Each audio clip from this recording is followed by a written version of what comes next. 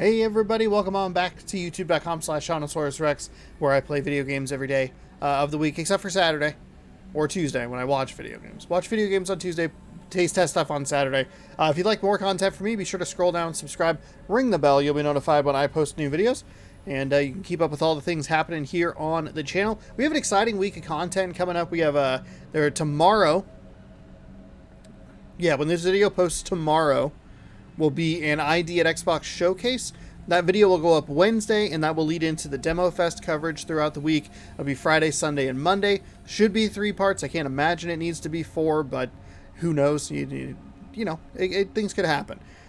Next week we have Viewfinder coming out. Punch Club 2 is coming out, so some interesting things happening video game wise, and then we'll see what happens kind of after that, and there you go. Thanks for hanging out. Hopefully you enjoy the content today. We're going to finish up Harmony, Fall of Reverie. We're almost done with it. I think we're here in like kind of the home stretch. A couple of the full playthroughs had about 9 or 10 hours or so, something like that. And so I'm about 7 hours in, I believe. I was going to check the run times here for just a second. Last one was fairly long, a nearly 3-hour part. Let's go YouTube, and then let's go Harmony. Bum, bum, bum, bum, bum. Oh wow, that's really short. 9:01. Okay, we might be a little closer to the end than I realized, which is never a bad thing, honestly. Not a terrible. One of them's at 7:57. One of the other full playthroughs is at 9:01. So that's a pretty large difference, and we are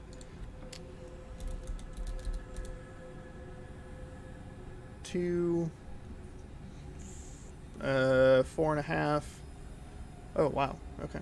Boy, I hope this video. I hope this video is not like 6 hour, 36 minutes or something like that. All right, we are going to continue here. We're at the start of Act number 4. The world isn't the same anymore. Was I wrong to trust Reverie?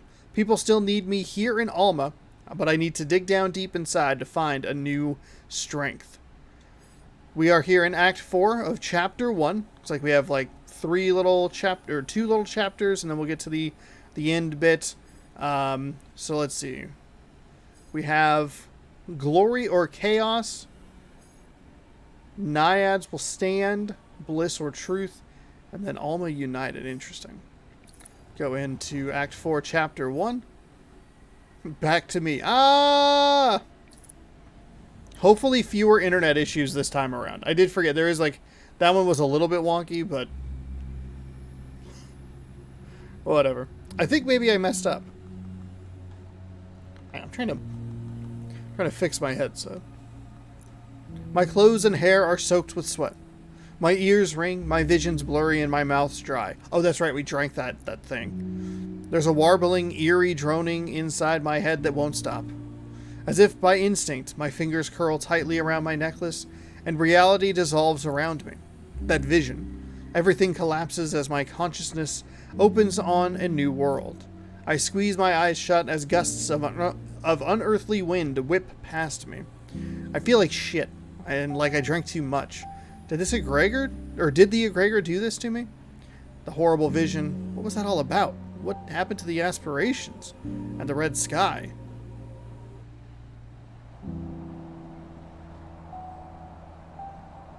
Oh, that's right, we gotta look at Nexus. There's a brief sensation of falling from a great height. Then a sharp,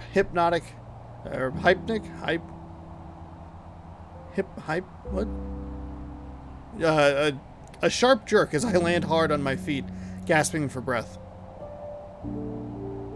All around me are familiar faces, assembled around the missing heart. The sky above is crimson. Chaos is nearest to me, and our eyes are the first to lock. I want to ask them about the vision, but I'll scream if I have to open my mouth right now. They smile, the usual smile, horny, cocky, gorged with energy. Why is what? Chaos, will you settle down, please? You don't need to be horny all the time. The vision must be a dream. I need to focus on what's in front of me. Focus on the immediate. Chaos! You're okay? What happened to the heart? From this close, I can see the subtle creases in their ageless, painted face. Is that worry? Looks almost out of place on them. Disappeared when Glory stepped down. That dream. Yes, we did rather feel that. And it wasn't just a dream. It was a warning of what will come to pass if a heart isn't chosen. And soon. The clock is ticking, Harmony. Wait. What frivolous ideas will you try to plant in her mind next? Oh, is that what we're going to do today? Fight? Truth glides forward, their icy stares sweeping over all of us. Now is not the time for petty squabbling between us. Now is the time for action. I believe the action could stand to wait for our oracle to catch her breath. Okay. Let the aspiration talk with glory and chaos. Let's let everybody have a say. I need to put some serious consideration into which aspirations I should listen to. They're all eager to advise me. I can't afford to withdraw into myself and lose track of what's happening in Reverie or Brittle. Most of the aspirations agree. I get that you have a lot on your plate. But if you keep the momentum going, it'll strengthen our will. Make sense? I see what you mean. Just keep doing things, making decisions. Only by your efforts can the world be changed, and a new heart chosen. I recommend that you focus on what remains of your family. Face your grief together. Yeah, help each other through it. But do not neglect the community around you.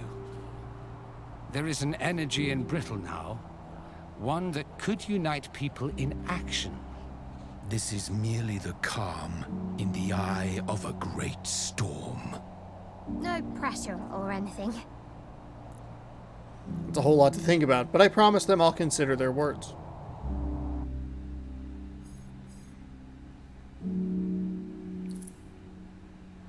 Okay, so this does what?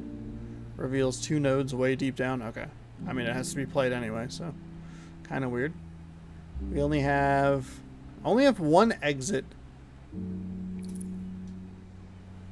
Oh, it looks like there's another shorter path I saw as we faded into this.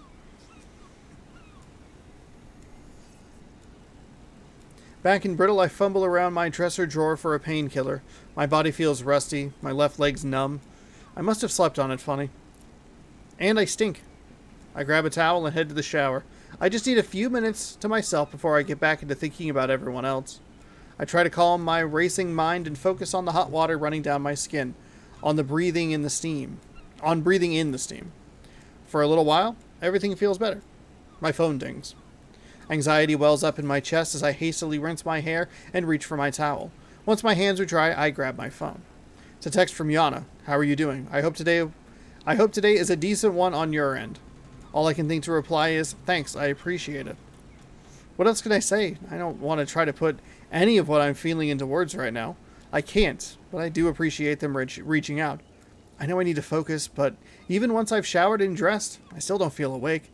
There's a numbness and aimlessness to everything. For a few minutes, all I can do is stare out the window. The naiads look the same as any other day, until I notice the growing pile of photos, candles, and flowers at the gate. So many people knew Laszlo. So many of us loved him. I'll have to talk to Ursula and Nora about this at some point. There's a lot piling up, emotionally and otherwise, and nothing much to do in the coming days.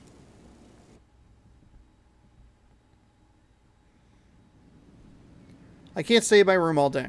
As I head out, I pass the guest room Omar uses when he comes out to see Ursula and stays late. He's not there.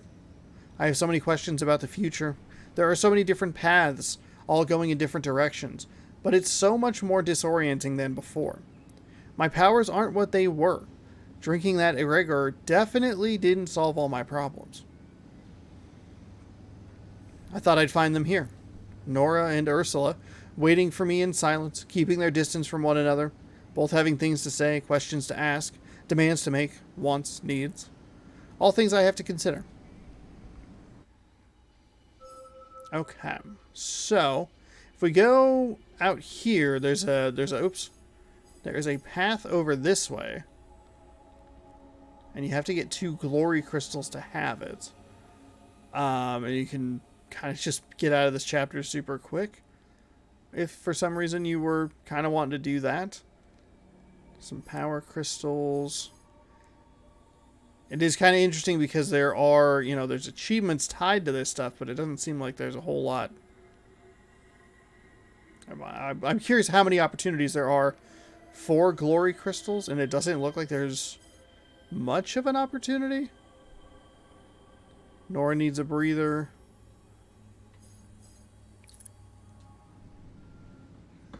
Let's talk to Nora. Nora needs some time away from the Naiads. It's been days since she left her room, and It's been days since she left to go. Oh my goodness! It's been days since she left her room to go anywhere other than the kitchen. Today, she seems to have regained some of her usual spark. Hey. Weather's nice today. Is it? Yeah. Great. So, you wouldn't want to go to the skate park with me, would you?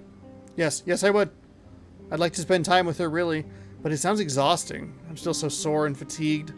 This is the type of thing that Glory told me to think twice about, to preserve myself. Still, family bonding time is something we both need more than ever right now. Yes, we're going to go to the skate park with her. Yes. Oh, I see.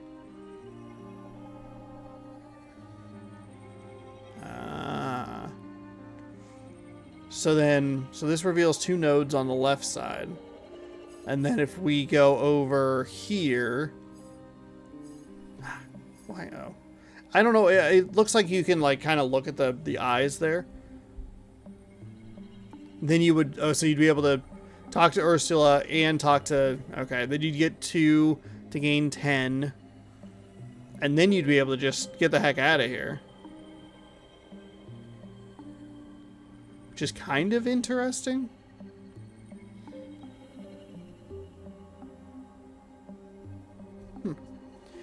I don't know. Part of me, like, the achievement hunter in me is like, oh my gosh.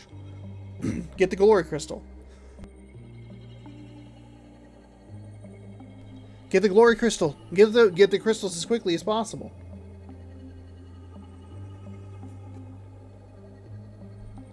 But the other part of me just, like, kind of wants to go with Nora anyway.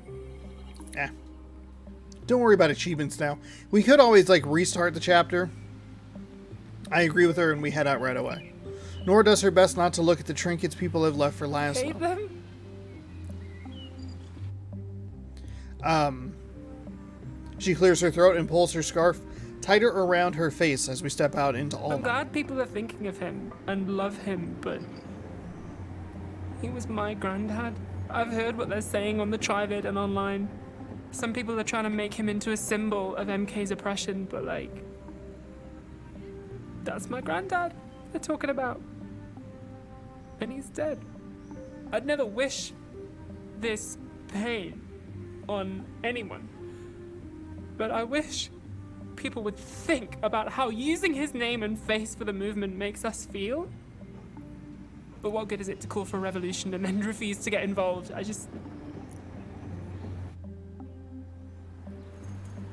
We're here. Okay. Nora's decision, I refuse Chaos's help to free Glory, and Jade is still friendly to us. Definitely don't have that. I feel like Nora doesn't need me to cheer her up. Into the Glory Sanctuary, okay.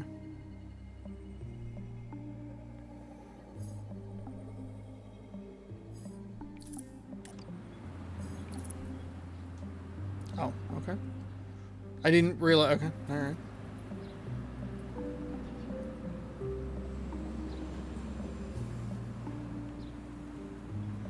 Jade's here. The stakes are a lot lower than the last time we saw each other. She waves and walks over, a board tucked under her arm. Hey, you two. How you holding up? Probably not well. How do you think? Like shit. Same. Yeah, that's normal. Healthy, even. I'm so glad we met her, that Nora has her support. Jade heads to the half pipe, while Nora gives me a quick refresher on how to keep my balance on rollerblades without cracking my head open. It's been such a long time since I went skating. I scoot around the areas that are more my speed and watch them go.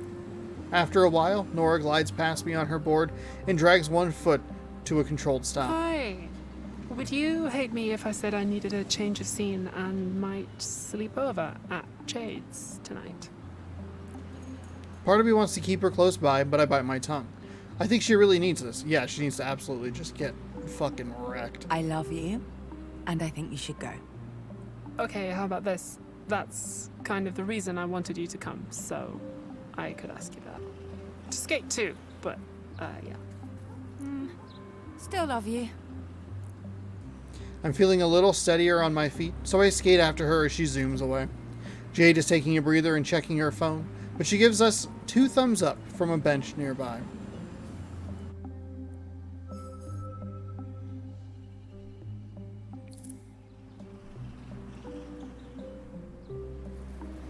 I nod towards the park equipment. Nora grabs her board and heads over.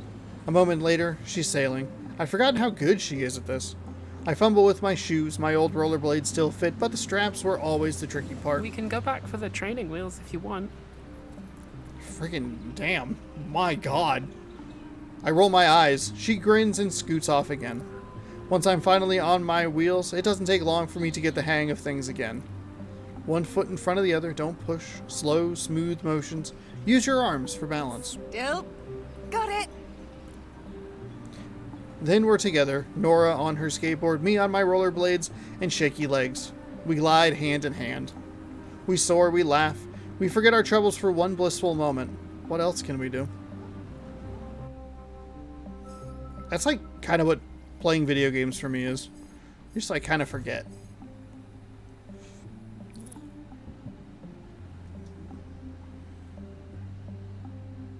Then you come out of it, you finish playing a game, and you're like, oh shit, that's right. There's all these real world problems. That's right.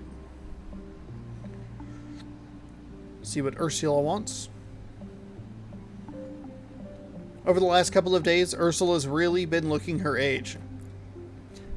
The papery skin on her arms, the wrinkles around her eyes, the white hair. She looks so human and vulnerable. She must hate it.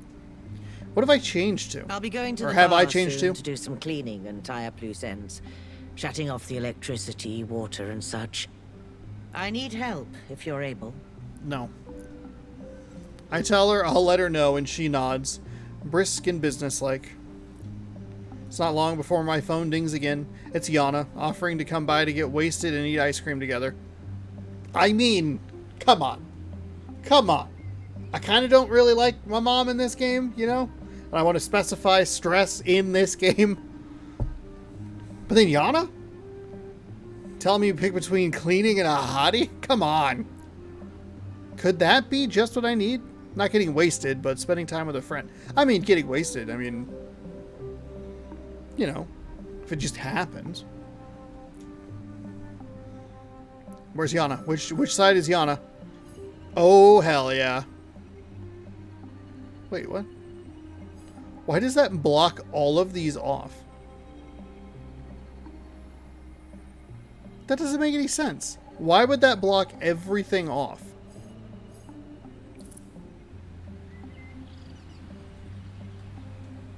Yeah, I didn't really want to go with Ursula anyway. I text Yana back in the affirmative, saying we have everything we need at home except for maybe the ice cream. They say they'll bring some. Time with them sounds exactly like what I need right now. Sounds like exactly? Nah, whatever. Telling Ursula I'm not ready to go to the bar is awkward, but not too dramatic. She leaves without a fuss, though I can tell she's disappointed. Oh, disappointed, like she was... Oh, okay, cool. Just chalk it up to the other, like, disappointments that I've done to you lately. Like, just my entire existence. Yana arrives after... What? Sean learns how to read. Yana arrives soon after. I'm expecting that awkward moment where they'll tiptoe around the situation, but no, they just go for it. I mean, Yana seems like they're just gonna jump in. I'm so sorry about Laszlo. I can't change what happened, but I'll be there to support you. It's a bit blunt, Yana style, but I know what they mean. Thank you. How about you, though? How have you been? Well, I've been laid off, and I might be charged with helping rioters loot government property or some other corporate bullshit to cover up police brutality. But it could be worse. I appreciate them not sugarcoating things. I guess we could both use a change of pace. Let's do something to take our mind off things. I'm up for whatever you want to do. A sec, Steve Martin, Terry Hatcher. I beckon them through the doorway and we head inside together. Oh, okay. Yeah, I was like, why would that block everything off?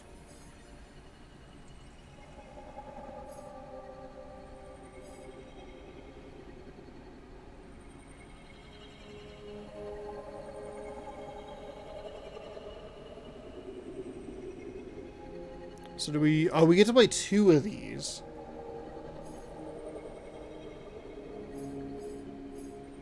Gain 1 Chaos Crystal. Chaos Crystal. 2 Chaos Crystals. Oh, interesting.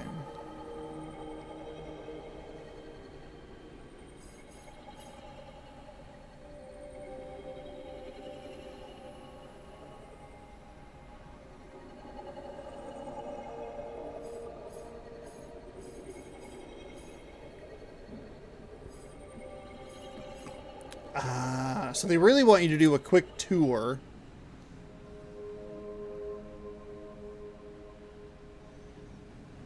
While we're here, I show them around a couple of nearby rooms. We start with the living room, which, with its arcade machine. Terrible at this one. You must have played it all the time as a kid. Yeah. I'm not bad at it. Next up, the kitchen. What's with the oven? I don't know. It's always been like that. Why isn't the other furniture labeled? Social experiment.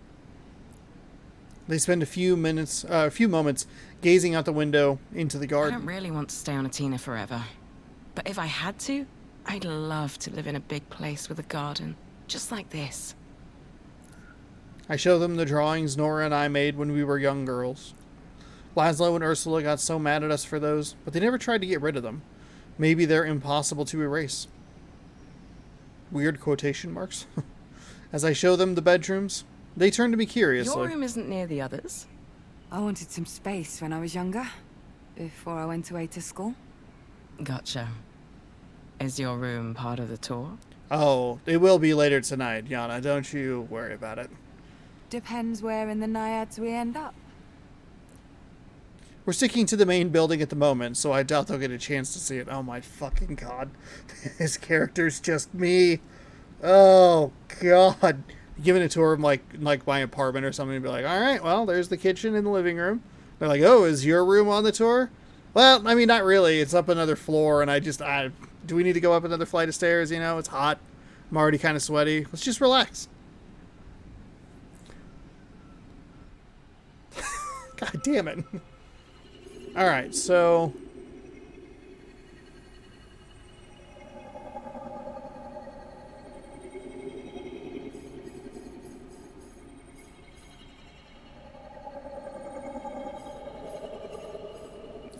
Man, we raid Ursula's stash over here. You ever just go get high with a hottie? As far back as I can remember, Ursula smoked weed. She uses different strains, some for relaxation, some for work, but Laszlo never liked the smell. One afternoon when I was 16, some friends and I lit a joint and passed it around. I liked it fine, but I haven't smoked much since. School kept me busy. Ursula found out, of course, simply sighed, "Don't tell Laszlo." Yana's looking around Ursula's room now, touching things with open curiosity. They pause at the teapot. I don't like tea, but I hate coffee. I wish I could still drink hot cocoa like when I was a kid. I mean, you still can. No one is stopping you from drinking hot cocoa, Yana. What's stopping you? Oh, thank you, Paula. Lactose intolerance. Okay, alright. You know what? All I had to do was click the A button twice. But I never learn from my mistakes. I'm still gonna drink one tomorrow. She's like, I love diarrhea. Or they are like, damn it. I shoot them and amused to I look. live my life in the fast lane. How do you live your life in the fast lane when you're on the toilet? When I show them the weed, they laugh. Nice. Let's make it a party. Can we put some music on?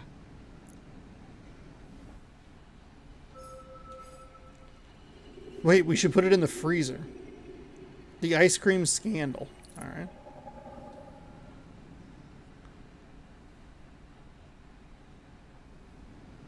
We're ready to settle in somewhere when the realization hits me. The ice cream's going to melt! Into the freezer before it turns into soup.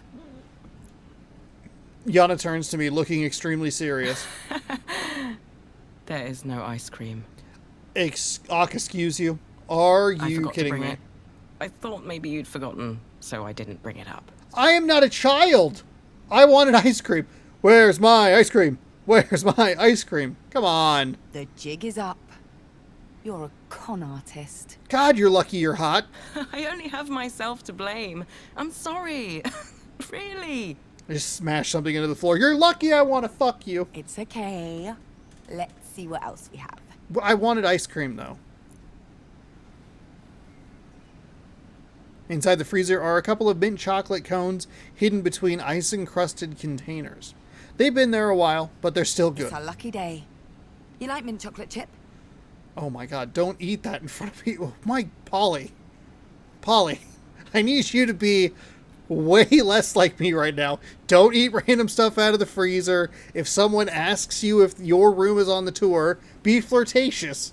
It's in my top 3 flavors for sure. Oh my god. Thanks. It doesn't take us long to demolish them. I'm starting to suspect that Yama's immune to brain freeze. We just learned that they're lactose intolerant. Oh, we're the worst. Good save. You're the hero Athena needs. I disagree, but I'll take it. You know I have to ask now, right? What? What are your other top flavors? Oh, yeah. No contest. Pistachio and chili pepper. That's a thing? Spice cream? Is that the 6th Spice Girl member? Spice cream is where it's at. Anyway. Do I want to stay here and do what we planned? Or should we go somewhere else instead? We should go to the room. To the room. To the room. Room. Okay, I would love it if...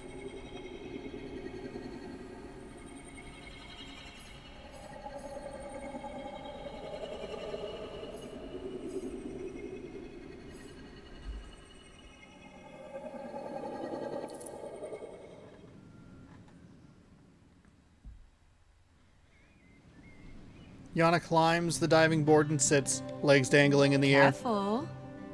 That would be super embarrassing if I fell, dude. Yeah, embarrassing is the word, not dead. I always land on my feet, though. Yana with just 2 shattered ankles going, no! It hurts! Sounds like a broken ankle waiting to happen. Man, Polly, you and me, huh? I promise, I'll be careful. The last thing you need is extra stress. I light up the joint and take a puff before passing it to them. How about some tunes? Right, I turn on the tripod and guitar chords fill the room. Yana jumps up and starts busting a move despite their precarious footing on the diving board. I notice they're keeping their feet still so they won't slip. Come on up. I'm not sure there's room for 2 people to stand up. Where the hell was Polly standing in the first place? Then we won't stand. We'll just lay on top of each other. I climb to the top of the ladder. Yana offers me a hand to steady me as we sit down. They are now facing me instead of the empty pool. They purse their lips, gesturing for me to do the same. Then they stick the joint in my mouth and start moving to the music again, shimmying their shoulders. I follow their lead. It's silly, but there's no judgment in their eyes. Just the joy of cutting it loose. I wanted to be a dancer before life fucked me up. I remember that brief time I took dance lessons. It was fun. What happened? Theo. He was a dancer at the same studio. He assaulted me. The next morning, I woke up before him. I just grabbed my stuff and walked home. Going back to the studio felt like sticking a needle in my own eye every day. I ended up quitting. I'm so sorry, Yana. Don't. They touch my hand, just for a It's moment. dealt with. Or I've come to terms with it at least. I push them off a diving board. They smile sadly. I smile back. What else is there to say? I'm honored that they trusted me enough to tell me about something so traumatic. Wonder if I can still go on point. No, not on a diving board. Yana, oh my god. It's like if you split the unromantic half and the dumb half of me in half and put them into two different characters. You're just like, please stop. On the diving board? I'm sure I still can. No, stop it.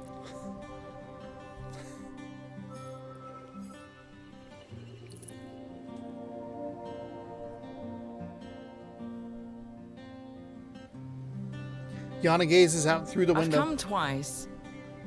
Already? We haven't even done anything. Wow, look out. Yana. That's what she said. Ah, Polly, let's go. That was so stupid. That's what Nora would call cringe. Gosh, I feel like a teenager. I've come twice already to see your garden, your beautiful flowers. I'm glad you let me inside. So we haven't had sex yet? So, are you talking like a real garden or like my vagina? Heat rises to my face. Yana's innuendo is ridiculous. They're practically waggling their eyebrows. I can't believe I'm blushing, but I am. Yana looks at me in disbelief that it works so easily. So, as I was saying, I've come here twice. Okay. Here they pause, grinning at me. I do my best to keep my face calm. Before the last time I was here. The first time your mother let the kids from Alma help with the garden. I vaguely recall that. You like gardening? Nope. But still, it was nice. And the second time? You had a big party here during high school. Almost everyone was there. I can't believe I don't remember whether we met that night or not. This is a nice place. Especially when you see how much poorer Alma's getting. It's true. We're very lucky. Relax in the sun? Oh. Can you play this? Can you please stop? Just want to go. Nope, we can't go left. All right, we're just gonna.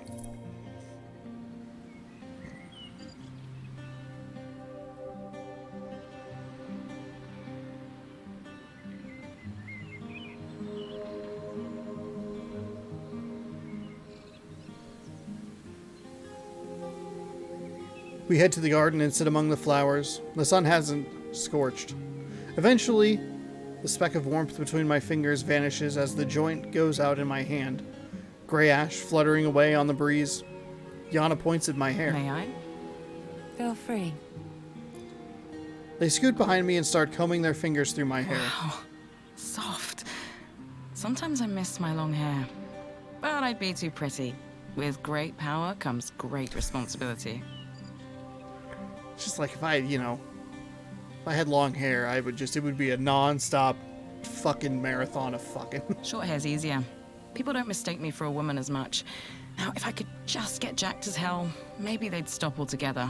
But I hate working out. We share a chuckle. The sun caresses our faces. Yana's touch feels good, soothing even. But it still feels weird to let someone pamper me. They continue running their hands through my hair, separating a few sections to braid. Should have brought a book or something. Yana, I'm gonna throw one thing out here.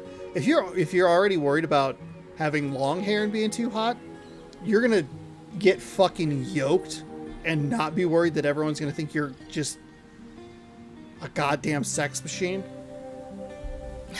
You're such a nerd. I am too, though, so I'm one to talk. From behind me, they smooth away my hair and lean in closer, their breath whispering along the side of my neck. It's all right if you're bored. I won't take it the wrong way. It's okay. I'm not used to just chilling. It's called chillaxing. How about we go somewhere else? There's still something we should do.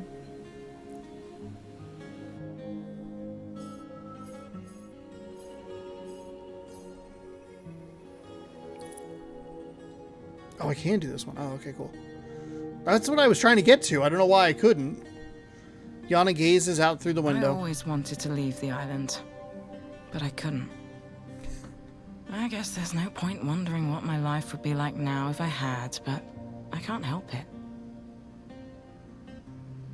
Why did you want to leave so badly?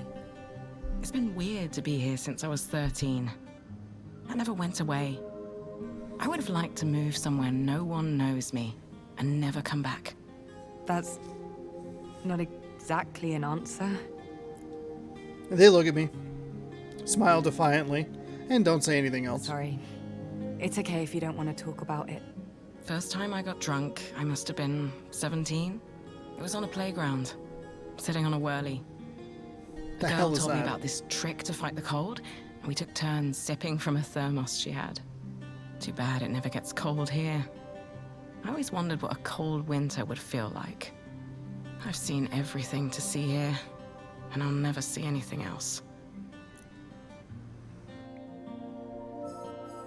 We will take them with us.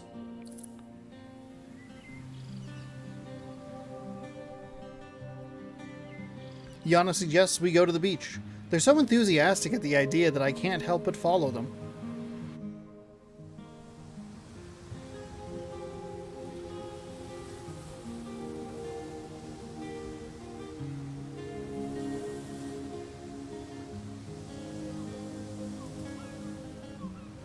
The warmth of the sea feels good. Yana rolls up their pant legs to wade a bit further in. I follow them, glad to be with someone who makes it easy to just be. We wade in comfortable silence. After a while, we head back to dry land and fall into the soft sand, giddy and unencumbered. Yana looks at me for a moment. We could kiss now, if you want. It's nice to have someone so close to you when you're sad. Do you only want to kiss me because I'm sad? I don't know if I want your sad pity kiss, but I'll take 40 of them. 40? Do I want that? Yes. Yes. Yes. Yes. A fortifying embrace. Oh my god. Let's go. Let's go! An electrifying kiss. Well, why not? Wasn't Chaos talking about things like this earlier? We face it. Who gives a shit what Chaos is thinking, okay? Fuck. I'm horned up over here. God. We face each other, eyes gleaming with expectation, breathing heavily despite the feeling that our hearts are skipping beats. Our faces come nearer and nearer until our lips bridge the gap between us. My eyes briefly meet theirs before I close them, and our mouths open. Oh man, this is so horny.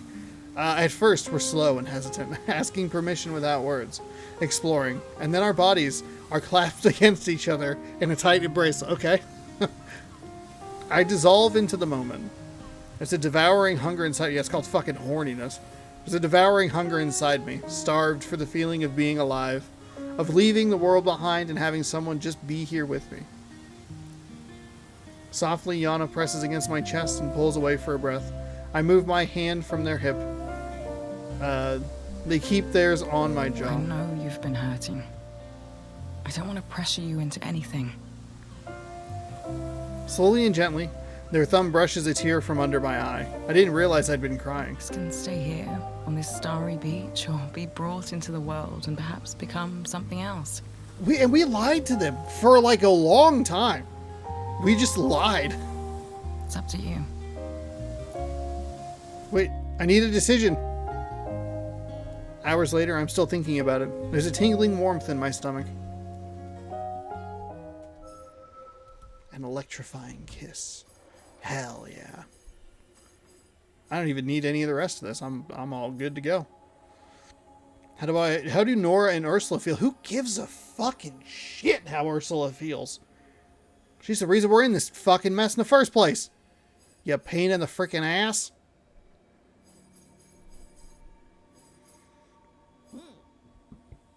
Unfortunately, I only have the one glory crystal.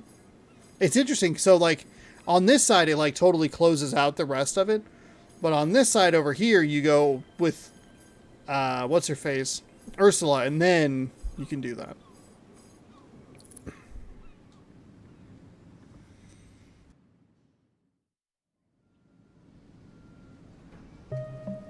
We can't avoid the topic any longer. We have to talk about the what? The Mermolas? The Memorolas. About how people are processing Laszlo's death all around us. Memorials? Am I reading? What is wrong with me? Yeah, memorials. That just literally is memorials, and I could not read that word. Alright, good job. Excellent. I gather Ursula and Nora together. They look as haggard as I feel. Nora's clothes are wrinkled and stained. Ursula's hair lank. All that stuff at the gate. All those... But wait, Nora, how was your night? You stayed the night? We both fucking doing cool shit. Man, I hate them. It is a little unsettling, but people need to grieve. Not just for a man, but for everything they've lost.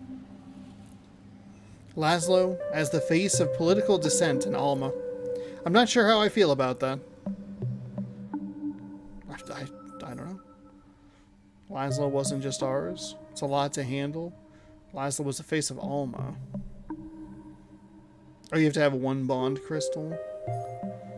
Gain 1 power, 1 truth, have 2 glory.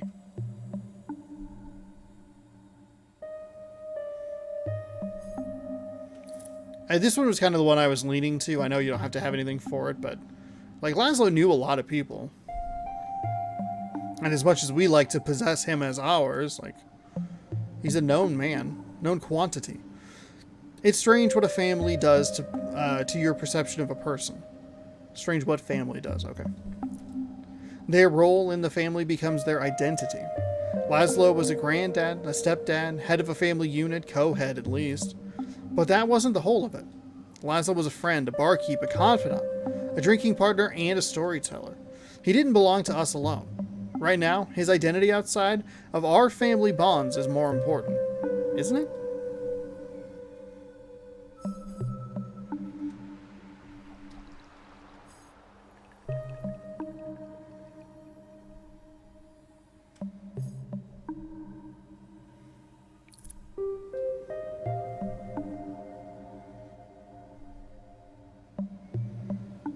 Laszlo isn't just a part of our family. He's a symbol. It's a lot for all of us, but his name, his face, whatever happened to him, they're all united they've united people. He's the face of injustice now. Not much we can do about it. And the people out there need a focus. Laszlo's life and death had become the center point of revolt, of rage, fury, and the need to work together against those who mean us harm. It's hard for our family, sure, but it's no worse than what MK has been spilling on the Trevad? It's a force to reckon with, a storm brewing. I should ask the others what they think.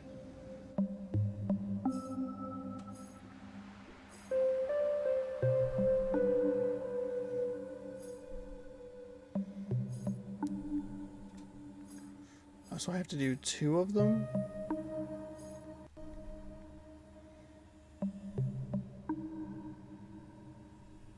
So what's up here? Have 2 power, gain 5 power. Have 2 gain 5. So I can pick up 1 if I want to go that route.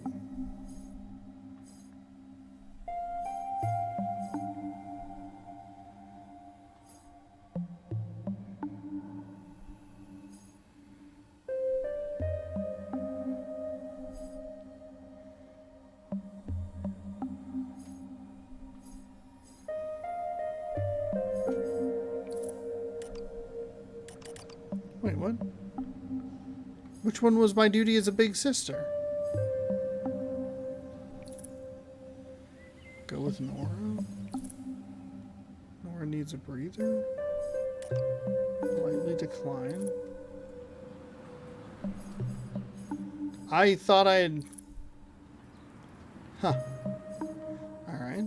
So I don't think I can do either of these, so I'm going to be stuck with the same... Okay, so I'm kind of just in the middle here. We'll lose a power crystal, and then we'll just flip it. Weird. I thought I unlocked that one, but whatever. I turn to Nora. She runs her hands through her hair and takes a moment to collect her thoughts. I love that people remember him and love him. And I'm angry too. I hate MK. But putting Grandpa's face on that feeling, I can't do it. At least not now. I feel ashamed for not demanding justice or rioting or anything, but I just want to be sad and hope the rage and the outcry will still be there when I'm ready. He didn't want his death to be a public spectacle. We didn't talk about it much, but he knew he was getting older. He knew he'd be gone one day, that I'd be without him. I never imagined it would be like this. I don't know about you guys, but I need more room to grieve. I miss him so much.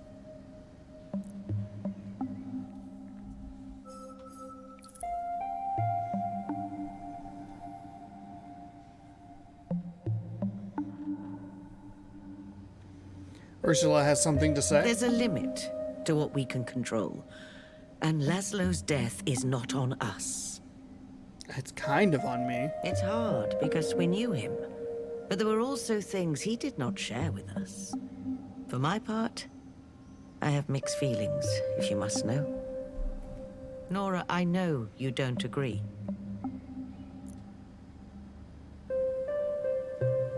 Nora shifts from foot to foot awkwardly and looks at the floor. But what's done is done. And I do appreciate what Laszlo's spirit has inspired here on Atina. She seems like she's made up her mind. Then again, I guess she doesn't have much choice. She's resolutely putting the best face she can on the situation.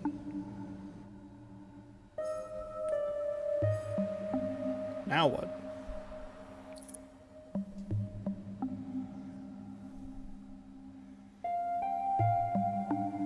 I feel numb. I don't really know what to do.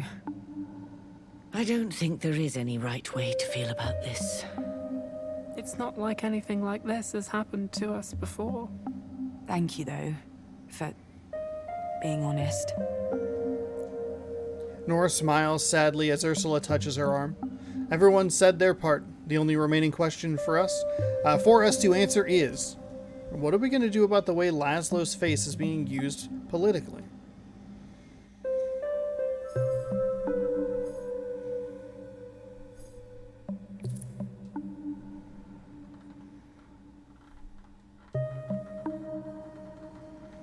We can't stop people from using his name or face, and we, too, share all these feelings of injustice and rage and pain. Laszlo's become a focal point for everyone. A symbol of good, overcome by whatever the hell MK represents. Profit. Who the hell are we to take that away from people? Wars like this are won with such symbols. I must admit it has been difficult to see his face splashed across the streets. All those posters. But our pain is not the issue here. He's become something more now. His memory has, at least. I get it. I do. It's just... I hate it, but... I can bear it. May what happened to Laszlo be the last nail in MK's coffin. May it be a scream from Atina itself. No more. It's not easy for us, but we support this fight for the future, and the part Laszlo's memory is playing in it. Even though we would have preferred to have him with us, we'll hold awake. People will appreciate the opportunity to come and mourn with us.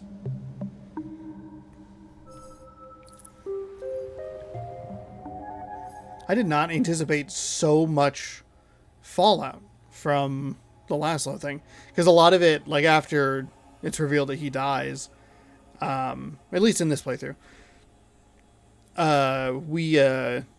we spend with our character like a lot of time dealing with the repercussions of it. And then that is all about that sort of thing. Mourners come and go.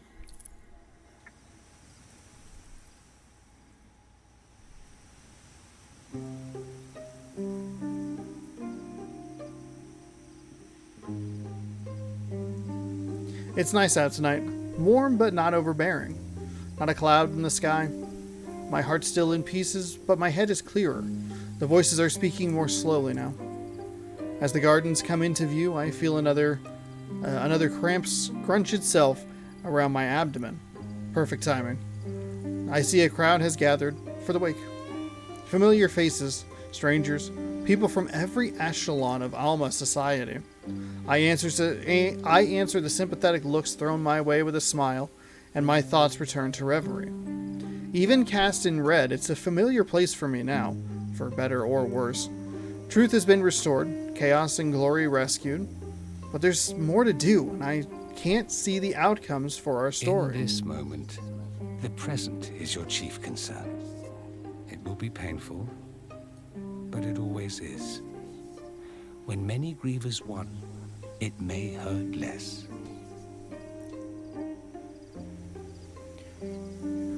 I head to the table where Nora and Ursula are sitting. Proffering? Proffering? Smiles and nods. I've never seen the Naiads this crowded. Me neither. Laszlo was loved by all of us. She smiles, her eyes glassy. After a few moments of silence, Ursula and Nora drift off to mingle with the mourners. I almost said monsters. I stay put. I need a moment to gather myself. In my pocket, I feel a phone buzz. I glance down at the screen. Oh, Yana. Yana, how you doing? It's a text from Yana. Let me know if you need anything. Does your entire body count? Yana, with all of MK's eyes on them. I hope they're alright. Okay, so we can mingle with the crowd or join everyone. And we just kind of go down that. Oh my goodness.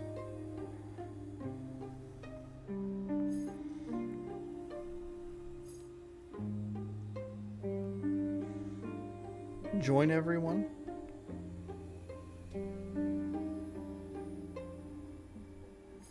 Mingle with the crowd. I can't keep to myself all night. And we're hosting. I have to meet everyone. You received help from Bliss, Truth, and Power to enter Glory's Pyramid. Oh, I can do that one. And we'll mingle. We'll mingle. I make my way through the mourners, nodding and smiling until I reach Nora and Jade. Ursula's there too. My mother and Jade aren't the best of friends, but at least there's no open hostility between the two of them. I'm glad. Nora needs stability right now. Hi. Hi. So many people. He was loved. Yeah. Yeah, he was. It hurts to speak about Laszlo in past tense. Polly, I have something to ask you. But not now. After the ceremony. Why the fuck would you bring that up now? I'd like to talk to you later. If that's alright. Sure. We'll talk after. Oh, she's talking to me. I totally thought she was talking about... That's my bad. I thought for sure Jade was talking to Nora. I spy Omar over Jade's shoulder, consoling one of Laszlo's friends from the bar. He notices me, extracts himself with a final kind word, and wanders over. These things are always horrible. Sorry, I don't mean to bring down the mood. Yeah, because the mood's at a rockin' 10 right now. It's fine. It really can't get much lower. Are you okay? It's just... brings back a lot of memories, you know? Not my first rodeo. Okay, so we're over here on this side.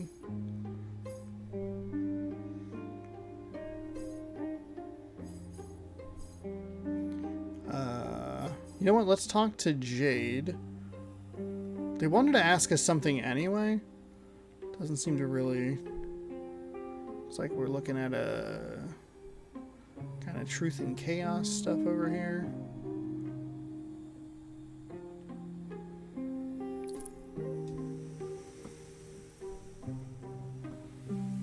I walk over to Jade. The truth is, she looks a little lost. I feel like an imposter here, you know? I liked Laszlo. His type is rare these days. Genuine. Kind. But I hardly knew him. Maybe I should go. He'd want you to be here. You think? Yes, I do. If not for him, then for Nora. I want to do something. To help. But... There's nothing else you can do. But, Jade... just you being here is enough.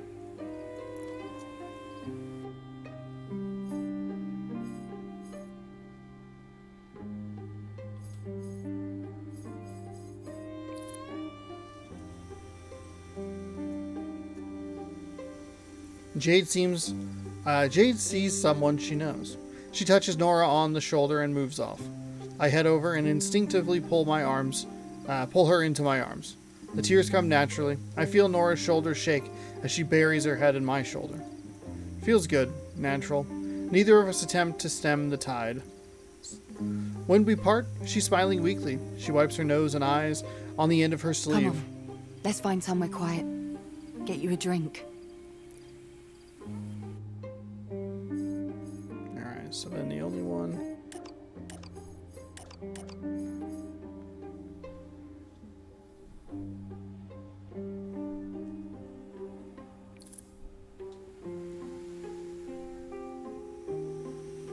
I look out over the wake. The hushed tones of whispered memories and heartfelt condolences seem completely at odds with the man they're talking about.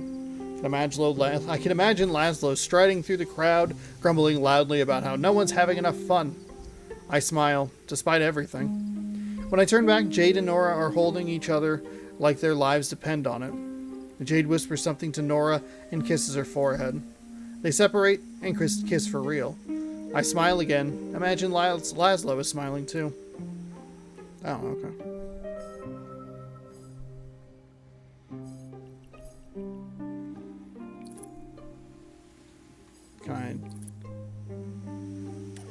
Yeah, okay. I don't know why that one's still lit up like I could do something with it, but I can't. I tune out for a moment, letting my mind drift to other things. Atina, Laszlo, Omar.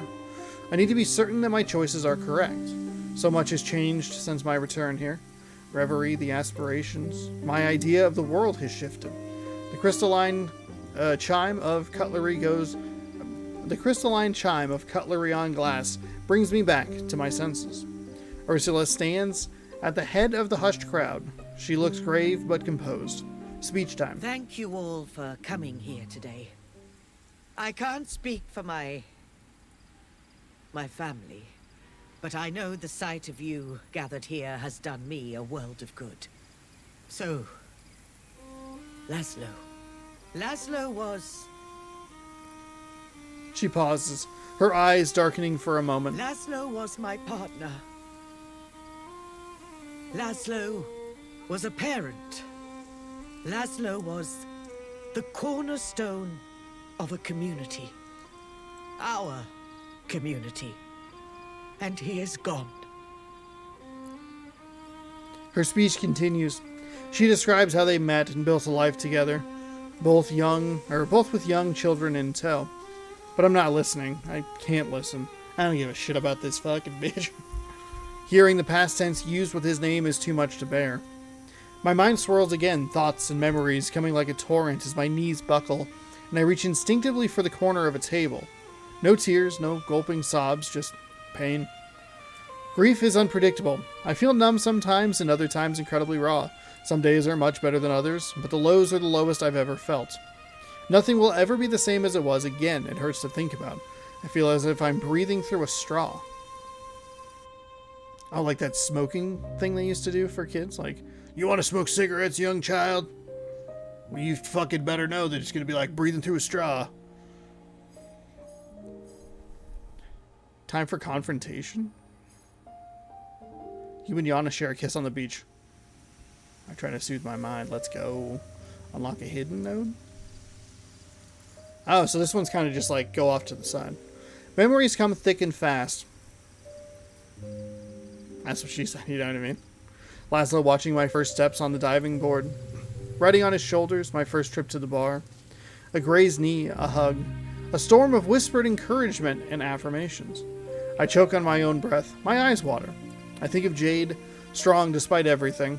Of Omar and his calmness, his seemingly endless knowledge. I think of Yana and their cool detachment, never ruffled, always vigilant. That demeanor stems in part from trauma, but they wield it well. And beneath their hard-to-read behavior, they're compassionate and friendly. I'm none of those things. I'm a mess. So why was I chosen? Why am I the one fighting to mend two planes of reality? Why are the aspirations so lost in their own little worlds? It's not fair. The childishness of that thought shocks me out of my spiral.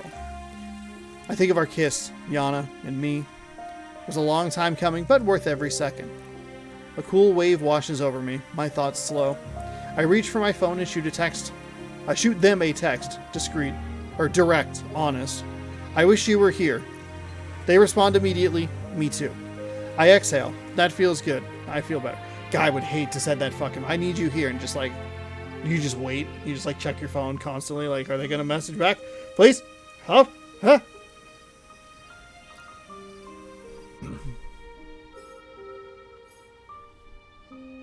Time for a confrontation.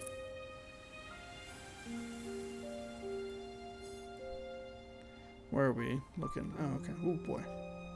All right.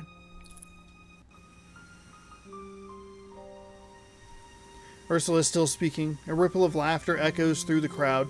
Sniffles, the occasional repressed sob. The answers I need aren't here. They aren't in Brittle. It's time to return to Reverie. To confront the aspirations. They owe me, and they'll help me. Or they can find someone else to solve their fucking problems. There we go. Threw a little curse word in there for you. Let's see. Have one chaos crystal. We do not have any chaos crystals. We have... Oh. We gain one chaos. That's going to leave them speechless. Or my voice will be heard. Oh, yeah. Fucking... Yeah, we do. Oh, we got something to say, motherfuckers. I am not getting any opportunities for glory. That's alright, though.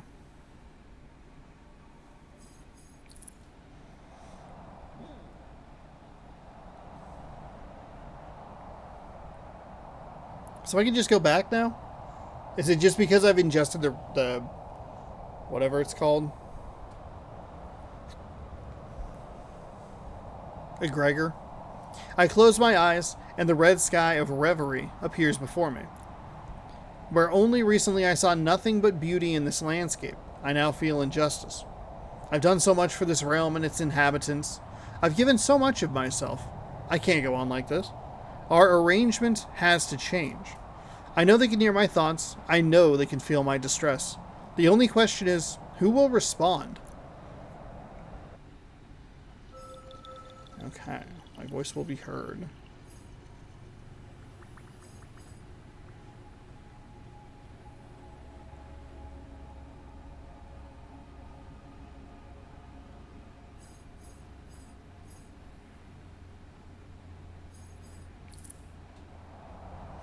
Get some more of them chaos crystals.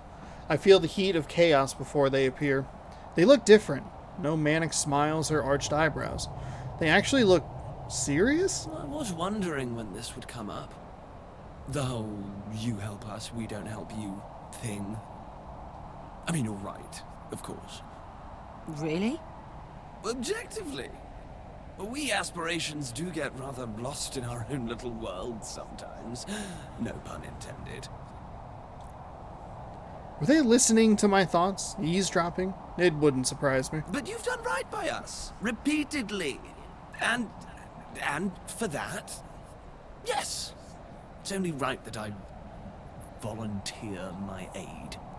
Try not to sound so excited about it there, buddy. Whatever the futures bring, I'll be here. By Fucking your better be. side. Don't make a big thing of it. Well, great. I mean, you're kind of like the whole reason that we're in this mess in the first fucking place. Bye. And they're gone. And it's gone.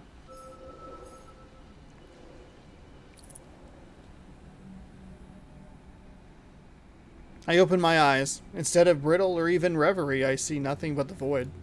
like I've awoken underwater. Strangely, I'm not scared. It's almost calming being here, between those realms, or between the realms. Now there are footsteps and voices, muffled, like they're coming from above the surface. I can feel the effects of my conversation and reverie rippling outwards. What consequences will it have had?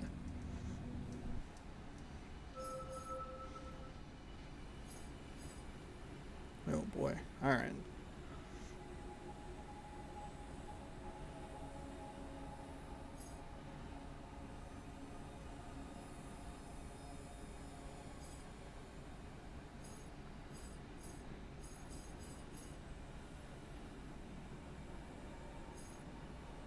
Okay, so the crowd shouts, tension in the air, something's boiling up. I like it, but I'm not sure you will, so we'll gain a chaos crystal and then we'll go kind of up in this area. We don't have a bond crystal. We'll have 2 chaos crystals, we'll get a glory. Make a speech. Listen to the crowd, have 1 power, we won't have that. So if I go over here, it's going to be make a speech. If we go over here, you'll gain a truth crystal, no bond, 2 truths, so we'll have spend time with your family. And then, yeah, unfortunately, we won't be able to ask Jade what to do next. So we either want to spend time with our family or make a speech. Truth is optimistic. Chaos is pessimistic.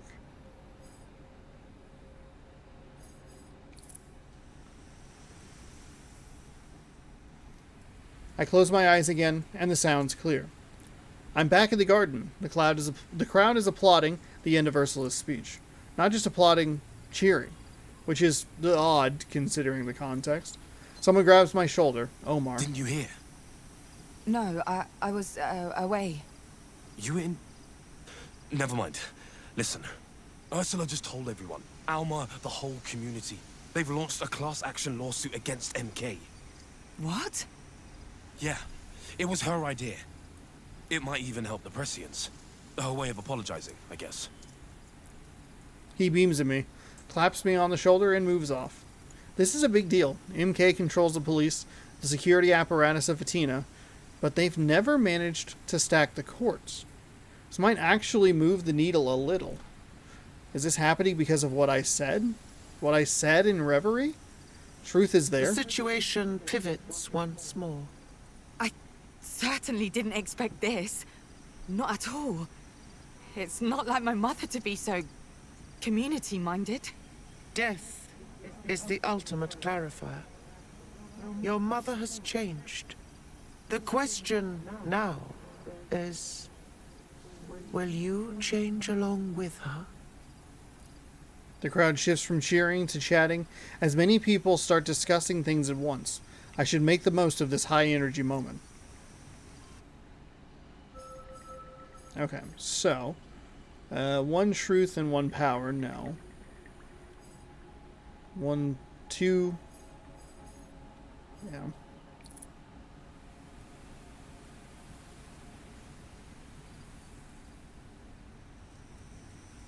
I make for Ursula. I want to know everything she has planned. She's shaking hands and touching arms like a triumphant politician, which, well, I suppose she almost is. Quite the speech. Yes. I'm sorry I didn't let you in on the secret earlier, but, well, I didn't want to take anything away. She's like, I'm a seller. I'm a show person. All right? I'm not giving away news for E3 leaks to break. From all this, Laszlo would be proud. She's momentarily taken aback. You think so? I know so. The last thing he'd have wanted is his death, distracting us from the real goal. The real goal. I've wondered about that. What it actually is. The end of MK. The freeing of Athena and the unification of Reverie. I suppose. Hardly much to ask for, is it? She smiles before making her excuses. A local paper wants an interview. When I turn away, Nora is there. You okay? I should be asking you that. I'm fine. Come on.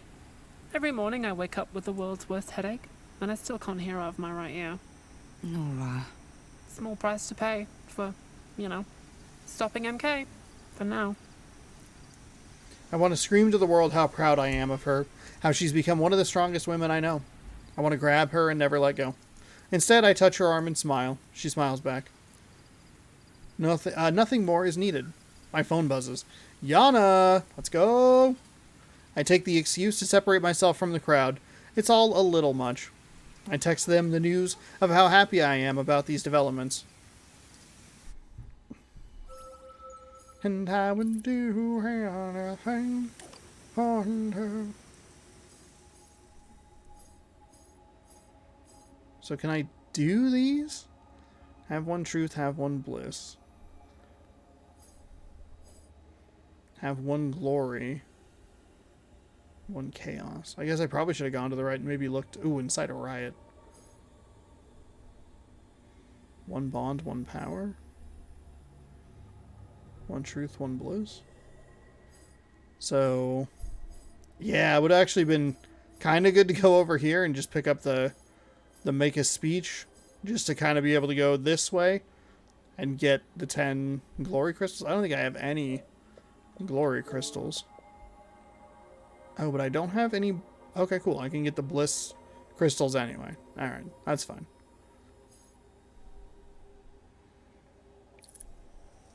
So I can't do... Yeah, that one.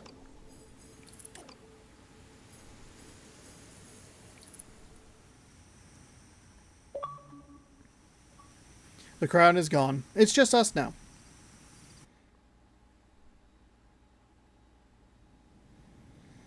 We gather in the kitchen, Ursula, Nora, and me. Nora puts the kettle on. Ursula takes a seat, fidgeting with her bracelet. All I want to do is rest, to sleep for days. But as I look at my family, what remains of it, I know that's impossible. I wish I had a family. Alright, Bliss. Bliss manifests by the sink, watching as Nora washes some dishes. You do. Us. Oh, good. Thank God. Thanks for you, Truth. Truth keeps their distance at the edge of the kitchen. Yeah, but not really, though. When's the last time you made me a cup of tea? You have never asked for a cup of tea. All right, then. Make me a cup of tea. No. See? Still. Don't you go worrying about this lot. We'll make sure they're safe. Really? To the extent we can. We will watch over you and your loved ones. For now, the Naiads are safe.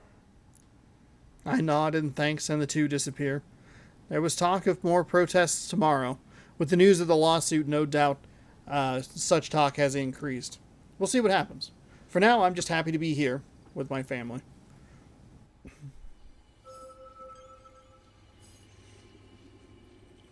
Yeah, I can't get... I have 11. 11. I don't have the power or the bond. Okay. Probably could have planned that a little bit better to try to get that, but that's alright. The night is over. And what a night. Somehow I sense that this is the beginning of the end. Whatever path I choose, whatever future I decide, Reverie is almost healed. The aspirations are back to their full powers. Whatever choices I make, I need to be certain.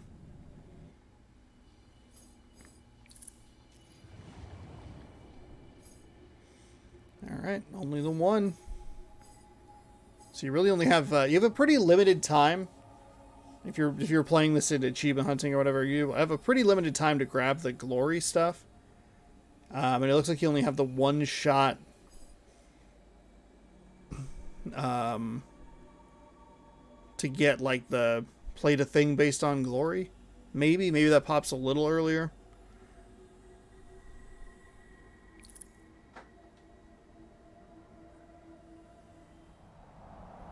After what happened between me and the aspirations, Bliss and Truth are determined to act. They will shape the world according to what I do. Protect my family from MK's lies. This will give me a glimpse of what they could do if their powers, if they were chosen as the heart. Fatigue has lowered my defenses. My mind is an open book. Bliss and Truth can surely tell how exhausted I am. We're on it. Go ahead. ahead and take a load off while you still can, Harmony. Whatever is to come, you must approach it with a clear mind and fresh eyes. An official investigation on MK has just been opened. Who knows where it'll lead us? We're about to get a little cutscene? No, okay.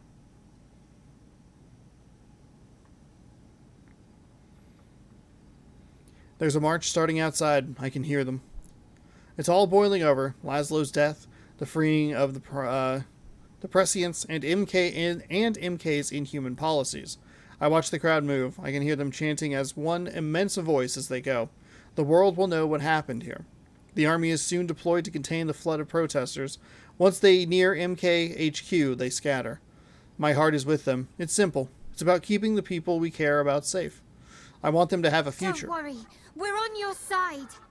And you always have been, right? Pretty much, yeah. Centuries. Even before, perhaps.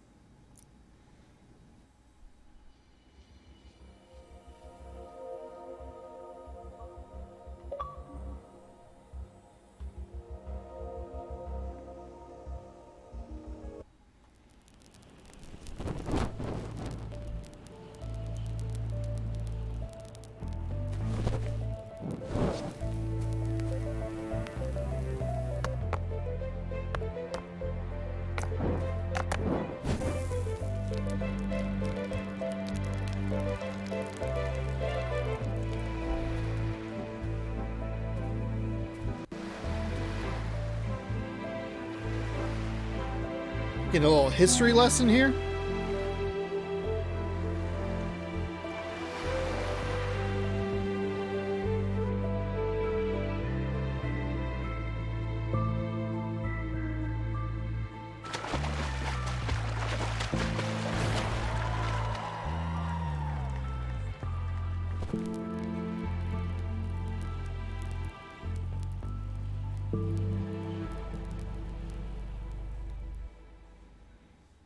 MK has gone too far. It's time to take a stand and try to save what's left of, and to save what's left to save.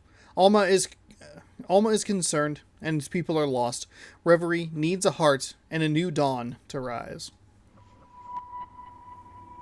Behind our every move, walking in our footsteps, the aspirations have always been there. They guided us, showed us the way, their way.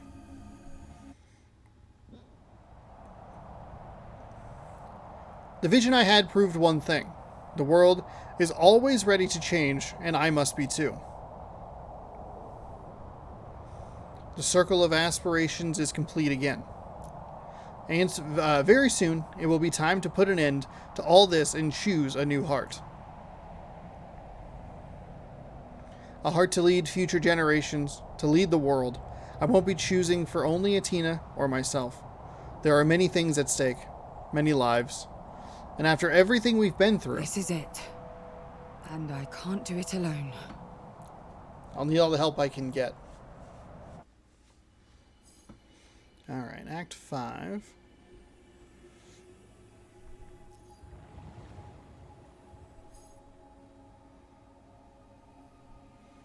Oh my god, there's like so much going on. Oh, good lord.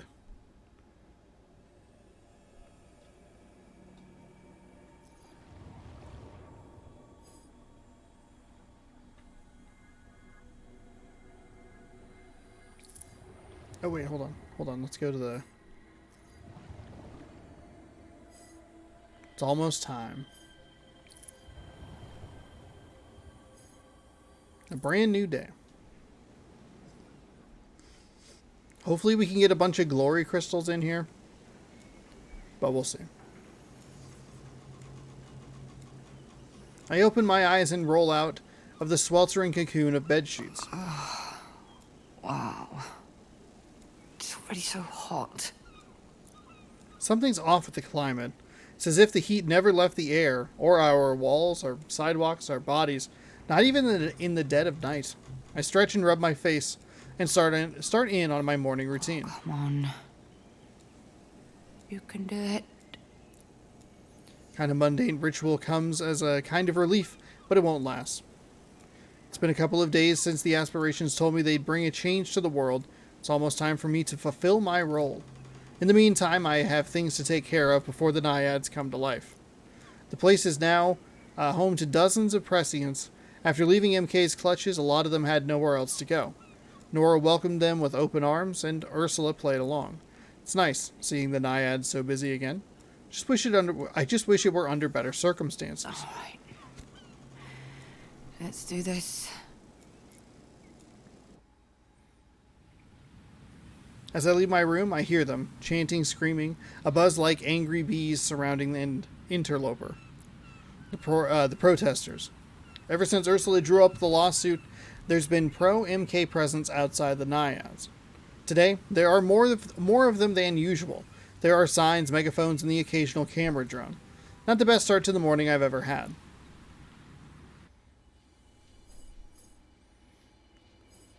Okay.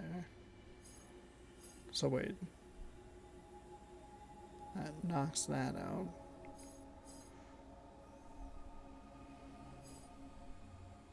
Interesting. Okay, every day's a struggle. Alma didn't take extreme measures. Alma stood strong and united against MK. The naiads stayed. Revolution has spread and divided Alma.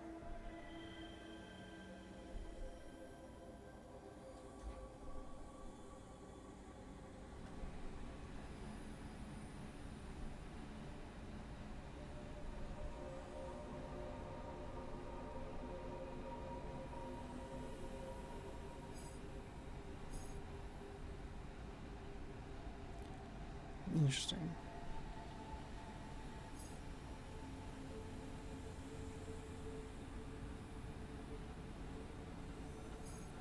I think this is probably the only one I can do. No, just kidding.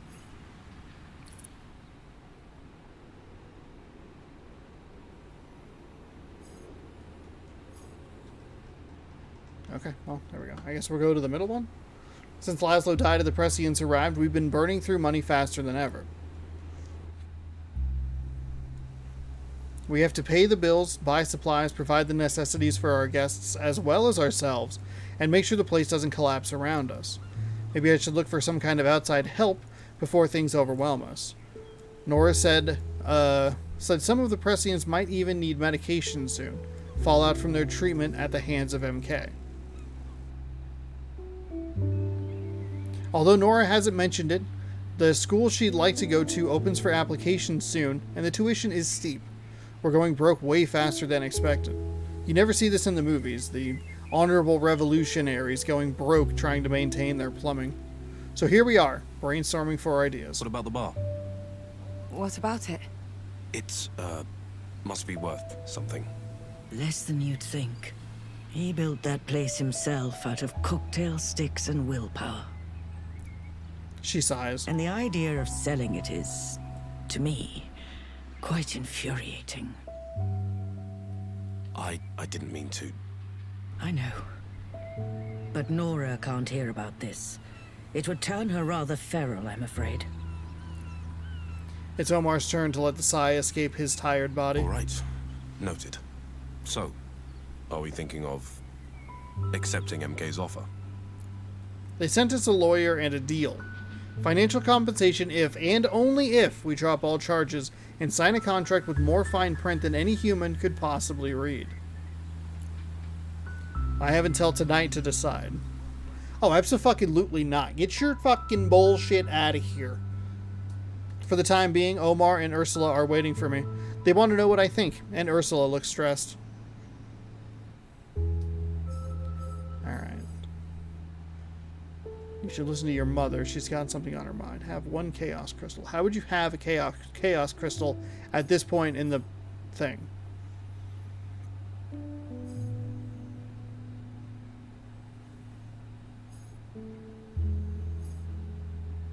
The same two nodes opposed.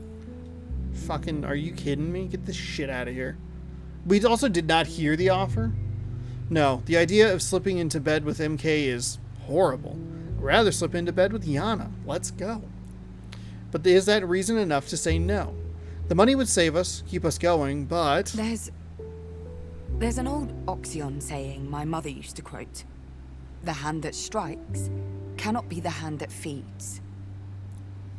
I think that's right. I hope it is. They can't just smash things up, throw money at us, and expect everyone to forgive and forget. Except that's what they do, because they're corporations. Let's go. What sort of precedent would that be setting? That's a lot of money to leave on the table for the sake of principle. Sometimes you've got to take the risk. When did anyone manage to change things? Really change things without taking a few risks? I smile and think of Jade, her passion and drive. Someone has to stand firm. Draw the line. Stop the charade. They'd only be offering money if they knew something was wrong.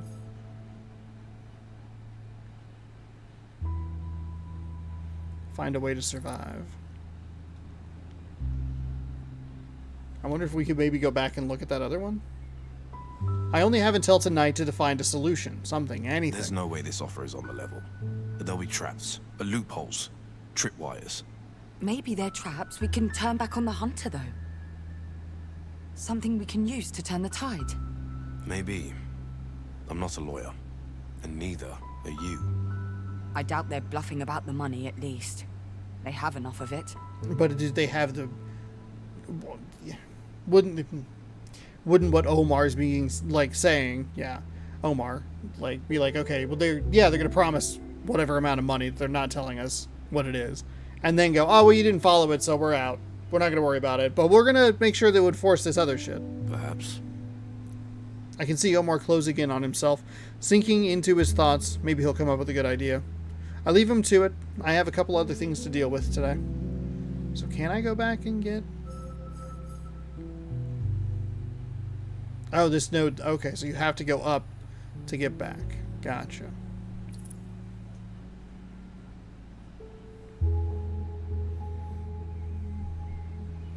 I want to check with my mother.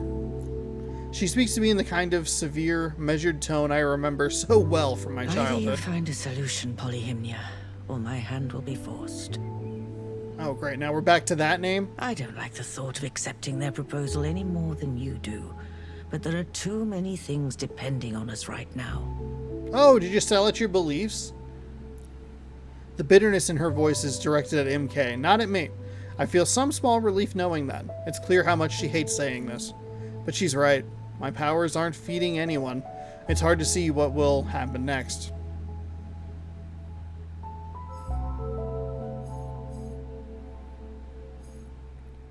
Nora's school? How do I take care of everyone?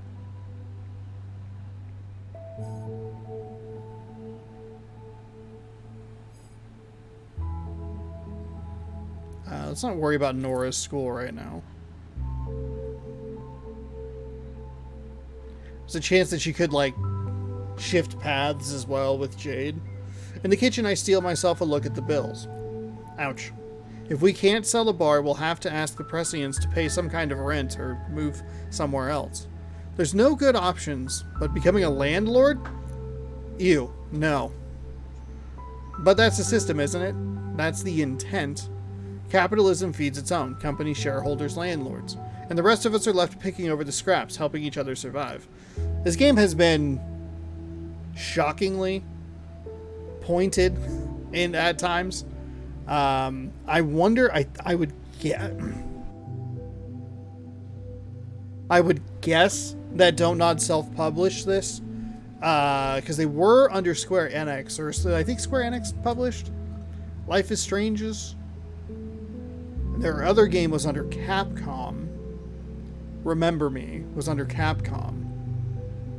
But it feels weird. And I think this is where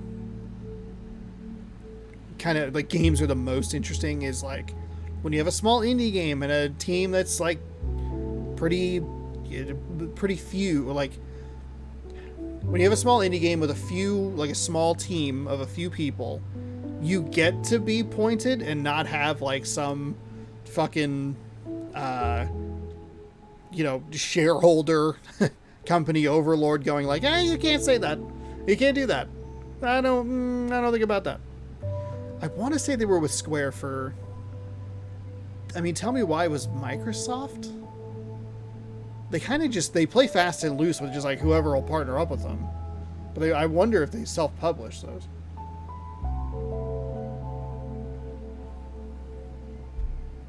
Right now, turning to charity may be the only way to keep the place running. Actually, let's see if I can find out that answer. Harmony. Developer, director.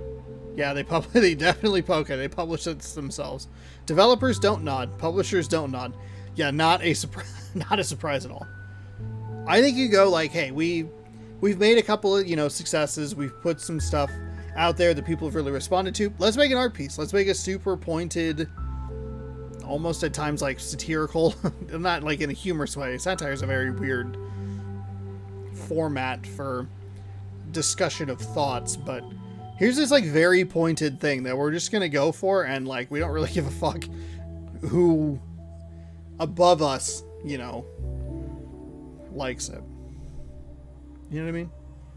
Hopefully the players respond to it and it gets good word of mouth or whatever, and then just kind of go like, look, we're gonna sell 14 copies of this and we're gonna make $12 on it. Let's just kind of eat it and see if it works. Almost charity.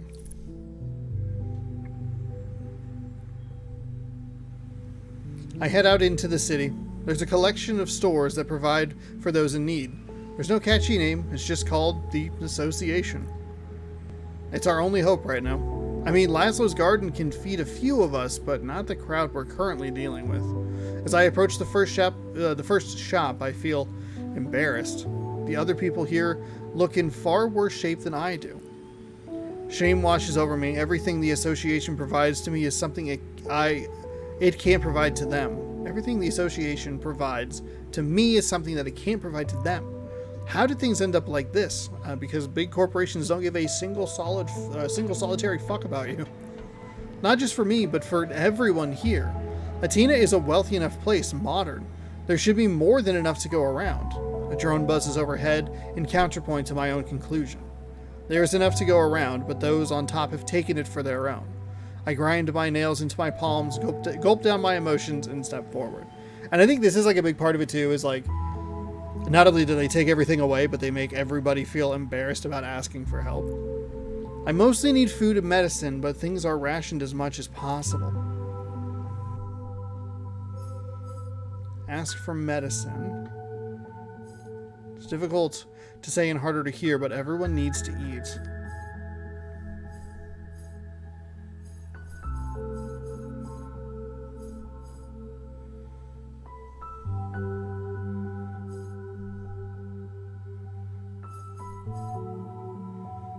Gain 1 bond.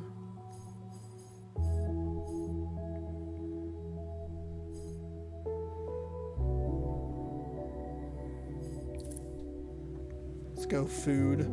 They specifically said that earlier they said that they might need medicine soon or something like that. My stomach grumbles as I wait to reach the head of the queue. I think of Nora's drawn face, of Ursula's refusing even the smallest of meals with obvious half-truths. We need food. Finally, I arrive at the head of the queue, and the woman behind the counter smiles warmly at me. She inquires about my day lightly, gently. She knows not to pry. I smile and reel off some general platitudes. When she asks what I need, I point to the food stores. They should keep us going, for now. A fundraiser.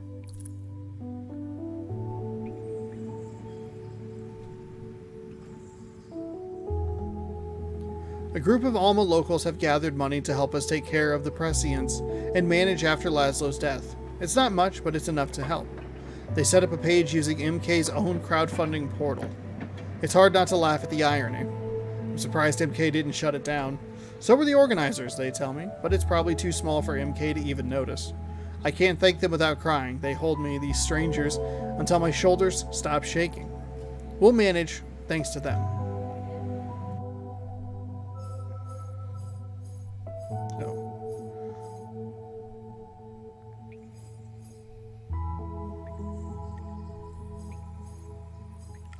only have like the one.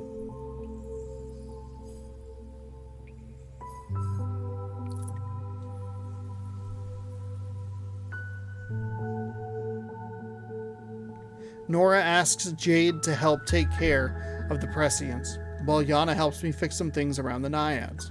Once we finish, I have something else to occupy me. I had until tonight to answer MK's offer. I can't avoid that any longer. Accept the money so we can take care of the Prescients and keep our home, and so Nora can study what she wants? Hope MK will eventually fall? Or refuse the offer even if things get worse because we hope we can win in the end? Because I feel such shame at the thought of being paid for my silence. Because Laszlo is dead and MK is throwing money around as if his life had a price tag. Money won't bring him back. It won't stop people from missing him. I'll keep fighting, whatever happens. They're not asking me to sign anything. It's because you're a goddamn hero. I'm most certainly in this for the long haul. Because you're a goddamn hero. MK is not my biggest fan right now. They're throwing around terms like associating with terrorists and destruction of property and legal ramifications. So, I'm just hanging in there with the rest of you. More people in MK's targeting sites. Nora's distress is evident. Alright. 1 chaos crystal. Gain 1 glory. Have 2 chaos crystals.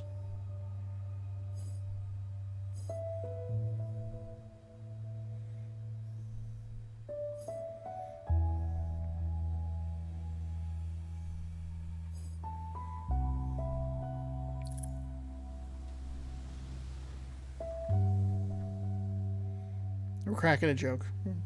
I get an urge to blurt out something dumb. Whatever happens, I hope we made MK's execs shit themselves. Nora cracks a genuine smile. The atmosphere is heavy, but at least she knows we can make it work. Jade, Yana, and even Omar watch us with a kind of tenderness. In a board meeting, preferably. Interesting fact. MK execs are unable to shit, born as they are without anuses. Or anything at all down there. Like dolls, apparently. Yana and Omar add to the stupidity in their own unique ways. Ursula is less than amused. This isn't a matter to be taken lightly.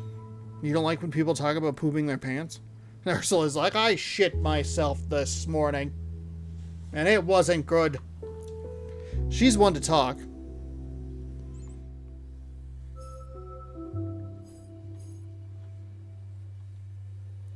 This note is inevitable.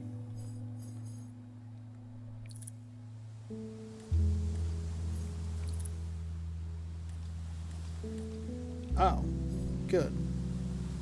Did I kind of goof myself by taking this one? Or should I have done that one?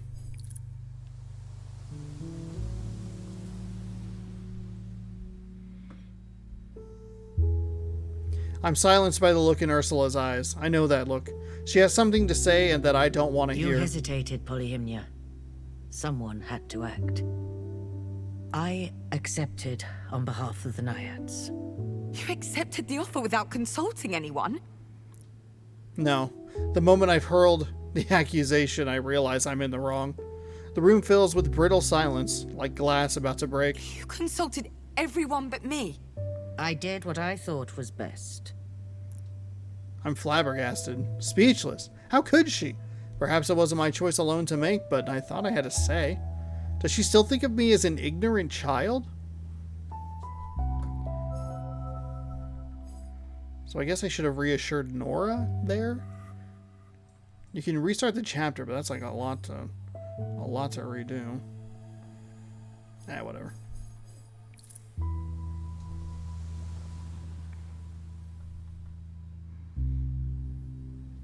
Omar and Ursula join Nora, Jade, and Yana at the empty pool to hear the news. I wait until everyone is gathered before I speak. We need this money. We need it badly. And we need it now. Everyone feels dirty. Everyone wants to say something, and yet not a word is spoken. The silence itself speaks volumes.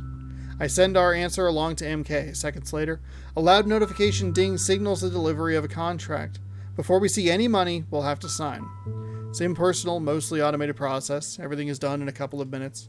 Ursula, Nora, and I sign the contract, passing around the same phone and stylus. Now what? Now more than ever, we must not let our guard down.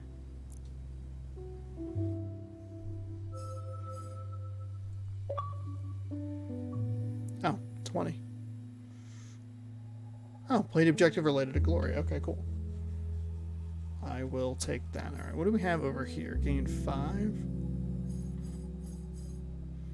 Lose. Gain 2. Ooh. Okay. I think I'm going to end up going to the right because I unlocked that one from doing the smoochy smooch. I am so exhausted. Feels like an eternity since I came back to Atina looking for Ursula. Things have only become more complex and uncertain since then. I just want to shower and sleep. But there's one last thing I should probably do. Meet with the aspirations. No doubt that they'd expect to hear directly from me at this point. But if I try to sleep, strange dreams will wake me before I can manage any rest. Dreams of mangrove roots, of chiptunes, of rippling water and colorful flames. No time like the present. I cradle my, medallion. Oh my god. Some of these words, I don't know why, but I've just been so confused by them. My medallion?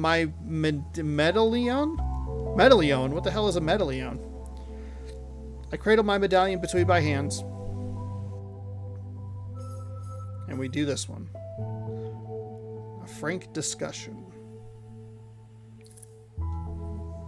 Oh, okay, cool. Cool. Before I can disassociate and cross the river into reverie, though, Yana knocks on my door. They enter and take a look around, silent. You look tired. Brilliant deduction. Friggin' put me to bed. We share a smile, but there's some tension underlying Yana's demeanor. I'm sorry to bother you, but I wanted to talk. And since we don't know what's coming, I'd like to do it now. Yana is blunt about other people's feelings, but usually they keep what truly matters to them locked deep inside. Is that why they seem so tense? After what happened, and I know now isn't the best time, and I hate that it sounds so cliche, but, I like you, Polly. We can leave that kiss on the beach if you want to, but if not, I'd love to kiss you again, now. The rest can wait until morning.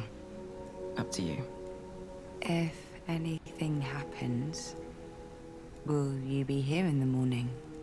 This time, with you, I might be. I think of everything that's happened between the two of us. Reconnecting despite the pressure of MK and Reverie. Yana sticking out their neck for me and my family. And long before that, when we were teenagers, when we were just kids, how amazing I thought they were, even then. The classes we shared, the group projects we work on. I used to help them with science homework, and they'd help me with math. So much has changed over the years, but we still recognize each other. It's the world around us that's become unrecognizable, even hostile. Kiss, kiss, kiss, kiss, kiss, kiss, kiss, kiss, kiss. Yes. Yes, yes, yes, yes, yes. Sex. Sex kiss. I'm going to make sure that I'm on the right one here. Yes. No. No. Yes. Do you want to take things further, honey? Absolutely. Let's go! My head is buzzing, but I stand all the same. I haven't gotten a proper confession like this in years, but I'm an adult. But I'm an adult. That's why I peed myself a little. I'm holding myself up like, oh my god, got hit by a truck. I have something to say, so I start with a smile. And when I take their hands, a faint spark of hope alights in their eyes. We kiss and I feel the same smile against my lips. Perhaps later, I'll say what I would have liked for us to talk. What? Oh, perhaps later I'll say that I would have liked for us to talk for a while, or stargaze on the beach where we kissed, or that it was romantic, or, chaste? I don't know what it means. But in the moment, in reality, it's messy and awkward and good. It feels right. Shedding clothing between kisses, we move to the bed. I touch them, and when they remind me I can, and the rest is impulse and desire and intuition. There are moments where we laugh, and I get goosebumps and shiver at their cold fingers when our teeth, the worst sentence in the world, when our teeth clink together. Oh my god! I take out, oh my god. By the way, teeth clink together way better than the next sentence I'm about to read. I was just surprised by it. I take out the lubricant from my nightstand and then forget about it. I think and forget a million things in this fever, and it's okay. Yana opens their mouth to say something in the stillness of the night. I turn to them waiting, and then... I forgot how zoomed in I was. We got an achievement! Let's go! Yeah. See? Sex doesn't have to be a bad thing. It doesn't just have to give you babies. It can give you gamer score. 55 gamer score. Ooh, always on top, yo. Look at that. Hell yeah.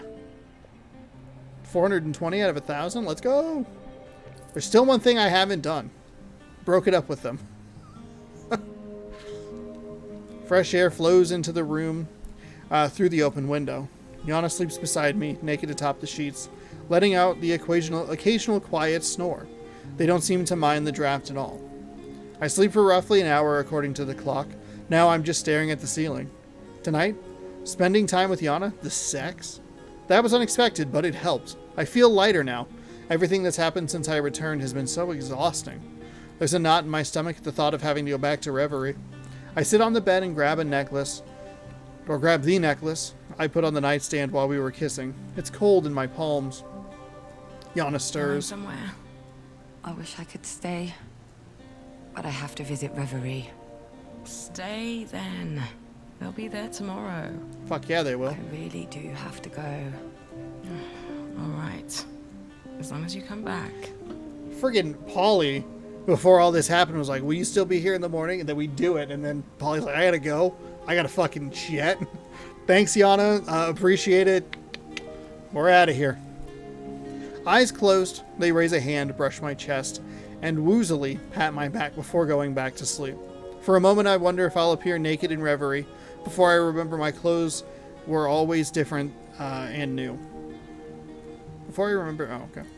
At least I have that going for me. I just show up like, I'm here. I inhale, and reality shifts around me. Okay, now we have to go over here. Gross.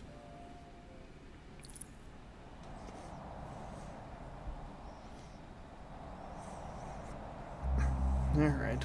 Back in Nexus. Ugh. This is the worst post-sex activity I've ever experienced. Reverie is holding its breath against what's to come. I think of what's happened already. I think of how uncertain the future is for both our realms. How are you feeling? Freaking great. I just To be fucking honest, boned down. horrible. Drained. Laszlo's dead. Yana's being targeted by MK. Jade's been taking risks. Ursula's determined to go to war. Nora's in danger. Omar's struggling. Atina's eyes are on us. I can't help but wonder how much of this is my fault. I'm starting to wonder if I should just stop. Well, now this is your mom's fault. But that's wishful thinking. I've felt these doubts before. The only way to the future is forward. But I'm hurting. We're all hurting, and I need the aspirations to care. If I tell them how I feel, how can I make the choices I need to make?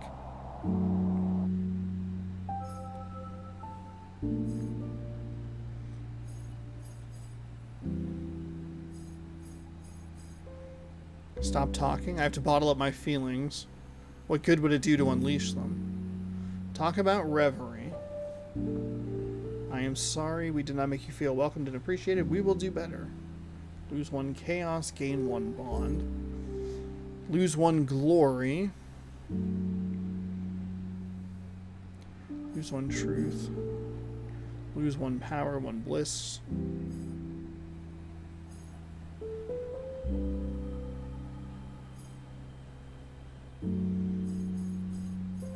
Doesn't seem like any of these like knock the other.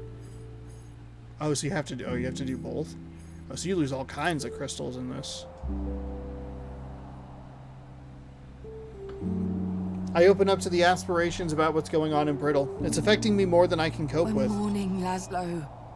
MK is targeting us, and they're hurting almost everyone on the island. They've tortured the Prescients. All over Atina, people are in pain, and they're hurting each other.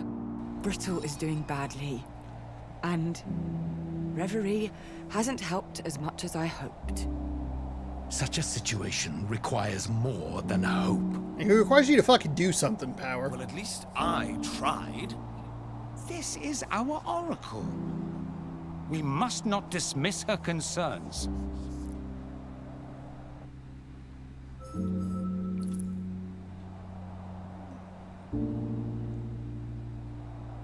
The aspirations manipulated me, tried to pressure me, to keep talking and talking inside my skull. They keep talking and talking inside my skull, pulling me to their reality whenever they see fit. They hurt each other, they lie, they're trapped in endless contest. These thoughts race through my mind. I make no effort to keep them private. Let them see, let them understand, I hope. All of you, you're not good for each other, or your own world. The terrible vision I saw told me that much. Are our realms really meant to be symbiotic? Hold up. What are you saying? Oh, this is why they say to never meet your heroes, darling. It's natural to be disillusioned. You're correct that Reverie is imperfect and fallible. Indeed, brittle in its way. Your skepticism is not unwarranted, but neither is it productive at this stage. Alright. We can't just bail out here.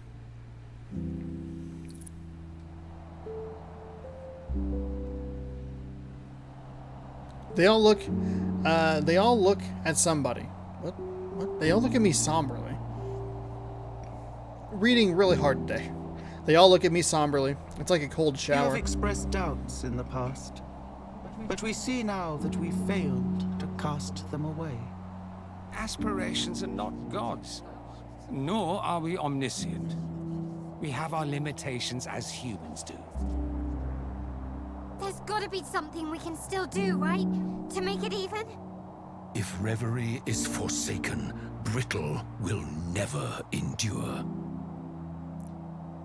Desperation oozes through every word, and every pause and silence. They're trying to make me stay. This isn't the end, darling.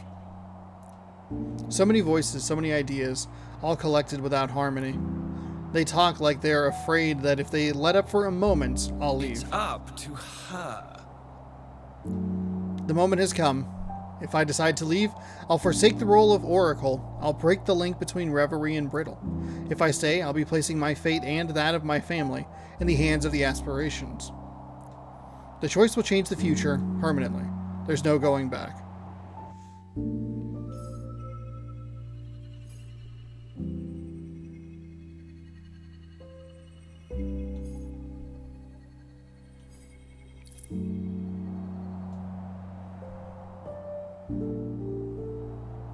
They've eased my worries, at least for now. All right. I've decided. I'll stay. I can't say I know exactly what you're going through, but you have my sympathy, darling. I was MK's prisoner and I was freed. I see you yearn for your freedom as well. You may yet find it here. At least, I'm not alone. I have a family, a community, in Atina and in Reverie.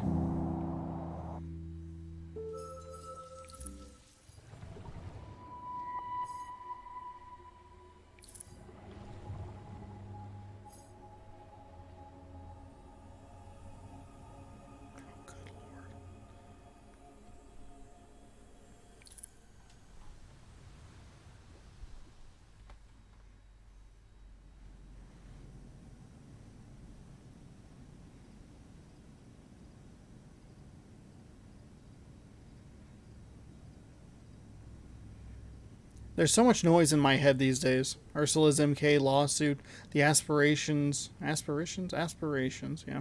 There's an A. I always read that word like a little short, and it throws me off. The aspirations urging me to choose a heart, the potential futures laid out before me like a board game. Everyone else is nervous too. Stepping outside the Naiads, a group of prescients have suggested we take a walk and head to the beach. It may be a good idea. Take everyone's thoughts off all that's happened, but my mind is elsewhere. As everyone's getting ready to go, Omar approaches me. I think now is a good time to try boosting morale. Right before battles, Great leaders often tell stories or make influential speeches. I'm not a leader. And definitely not a great one. May I remind you that you're the only one in touch with Reverie? Your scope of action is much larger than everyone else's. I don't doubt that it's uncomfortable, but people look to you for a reason. I don't know how to answer that. I nod along as he produces a scrap of paper from his jacket and shows me a fragment of text. It's a brief excerpt from an old Oxyon legend. Just 4 lines. It's about the darkest days of Athena. A time when the Oxyon civilization was on the brink of collapse. I think we should try sharing it with people. Someone is calling us from outside. It's time to go. Alright, well, let's take that then. Once upon a time, let's dive in. Not in the mood to hear more about Reverie.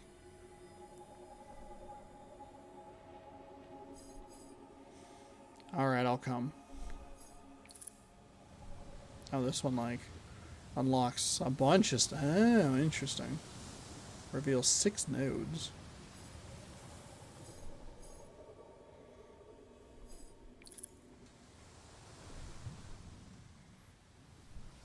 By the time we step outside, the crowd has begun to drift toward the beach.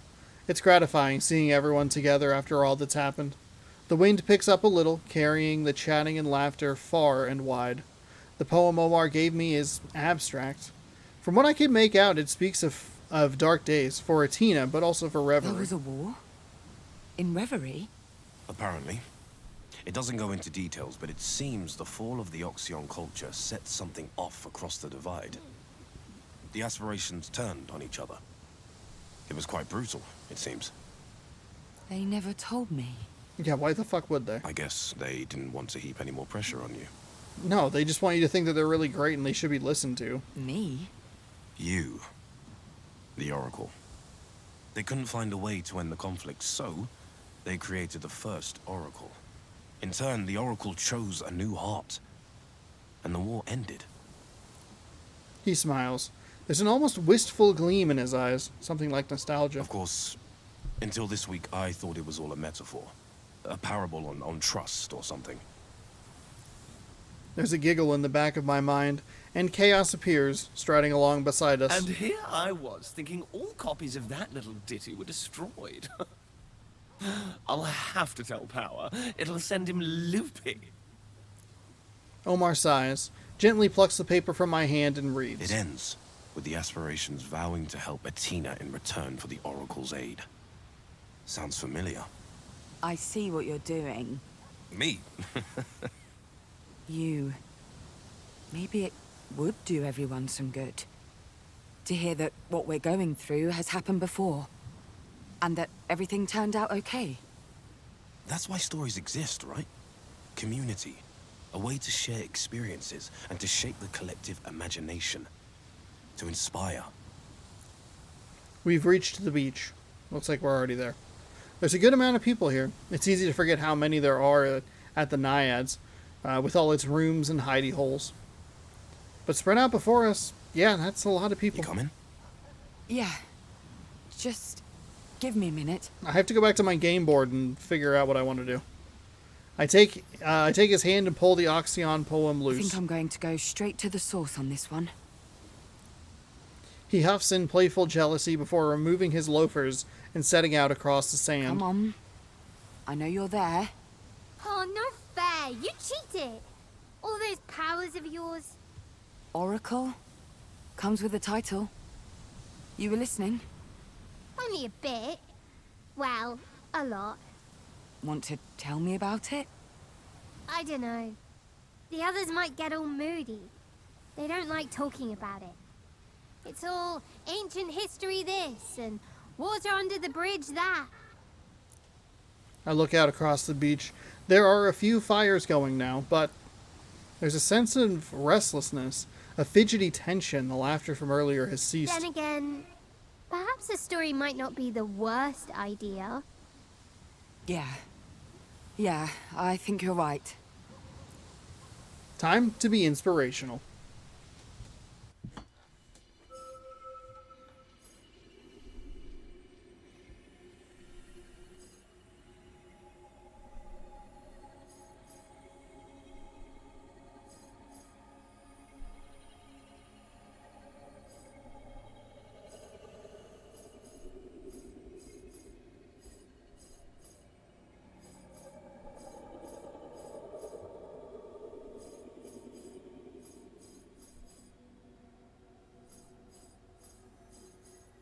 Okay, so maybe trying to aim for 3 glory crystals would be worth it, just to try and grab.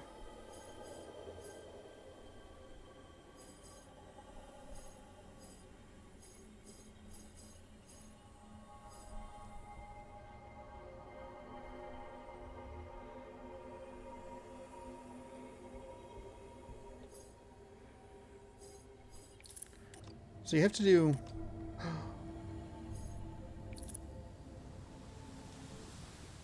So you have to do 2 of them, but I can't do the one on the left. I decided to just roll with it, play by ear. With help, of course. Omar gathers the crowd together, waving his arms and a fair amount of theatrics. He tells them that I'm going to speak. That I'm going to tell a story. They actually seem excited. The stage is yours. He steps aside flamboyantly, and I move to the head of the group. There really are a lot of people there. Hi, everyone. And so, this is an old Oxion story that, well, I think it might be just what we all need right now. Oh, let me tell it. Do go on, ever so good. Fine, I think. But we need something inspirational, something pragmatic. Pragmatic is my middle name. Not really, of course. It's Suzanne. Chaos Suzanne noise. At first, there was nothing. As starts go, that's pretty absolute. At first, there was nothing. Very nice, good diction. There was nothing for a very long time indeed. And then, there was me. Chaos was born! I repeat the line, editing the hoof. The first aspiration born from humanity. You see, we're not creators, we're not gods. We're concepts. Your concepts, made real by the collective subconscious. My audience looks a little confused about where this is going, but it's too late to back out As the now. first Homo sapiens looked out into the world, all they saw was chaos, unrest, freedom, unlimited possibility. From that possibility came me. There's a hint of pride in there, that they were first. I helped them make sense of the world, embrace the limitless, appreciate the boundless potential. Then I came along.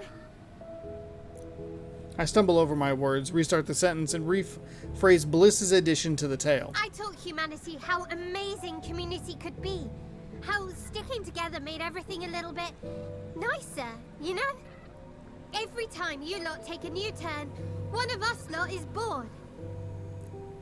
Chaos and bliss. The first aspirations. It's hard to imagine a time when all humanity had was freedom and happiness. And for a long time, it was just the two of us, wasn't it, you little gremlin? That's right. I was the warm fire after a hunt, or a newborn's first squeal. And I was the growl in the night, the open plain ready to be explored. The crowd are back on board. Some are even leaning in to hear me better. And after that, well... Well, indeed. Things may have gotten a little out of hand. I opened my eyes. I hadn't realized I had them closed. Everyone's silent. Everyone's looking at me. Chaos and bliss are there, but so are all the rest. Whose version of the story do I want to tell? So we can go with Bond in Glory, Truth.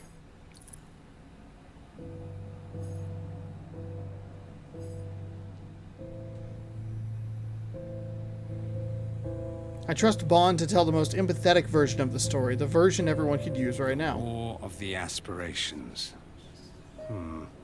It began... I cannot say how it began. Several have claimed the title of instigator, but the first blood was drawn between chaos and power. That doesn't surprise me. In a sense, it was inevitable. By our very nature, we attract opposition. Chaos desired greater freedom for reverie, and so they hoped to abolish the heart. Power disagreed. Could have seen that coming. His army lay siege to the labyrinth of chaos. Army? Power mentioned something about an army before. With enough egregor, we are able to conjure familiars, or split ourselves into 1,000 willing facets. Power used both. But Chaos laid their traps well, and their trickery ate away at Power's advance. They say truth is often the first casualty of war. And so it almost was for us. They attempted to break the deadlock, on whose side I cannot recall, and they paid a heavy price. For my own part, I tried to stem the tide of hostility, but no one would listen. Those were dark days indeed. He sighs and falls silent. I'm not sure what to say. Before I come to any conclusions, I see Glory fade into view. It was rather horrid. You saw what happened. When you rescued me from that misery pit and removed the Heart of Reverie, all hell broke loose. We were all afraid it was only a matter of time until the fighting broke out again. Reverie and Brittle are mirrors. The state of one affects the other. And in the island of Atina, we found the keystone between the two realms. Was it we who caused the downfall of the Oxions? Or was it the waning of their culture that forced us to war? Impossible to know. The bond between our realms is not a single strand, but an endless sea of connections. Both dimensions are in a bad way right now, that's for certain. But where did the downturn start this time?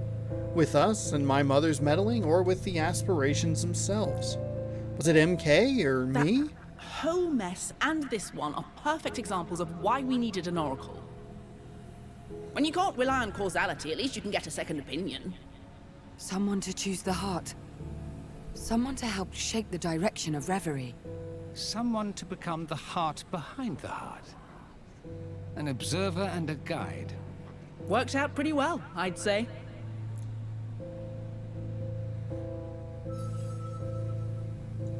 I think I've got everyone's attention. Nora wants me to keep going.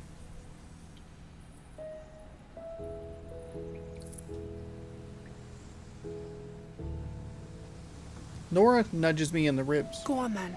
You've got them in the palm of your what's-it. Don't lose them. Maybe talk about the first Oracle. What were they like? Why did they choose who they chose? Chaos interjects with a burst of laughter and jerks their thumb toward the other aspirations. Good luck with that. Can't imagine you getting anything worth repeating out of this bunch. Or at least nothing coherent. Everyone's got an opinion. It's like our story, isn't it? We did our part. Now it's up to you to bring it home. But I don't know how this story ends. Oh, it doesn't end. No stories end. They just peter out. Look, I can tell you this much. For every cycle of humanity, each time there's a big old change in your world, a new aspiration is born. We're well overdue for a new one. Like, really, it's been ages. Have we really settled? Is this all humanity will ever be?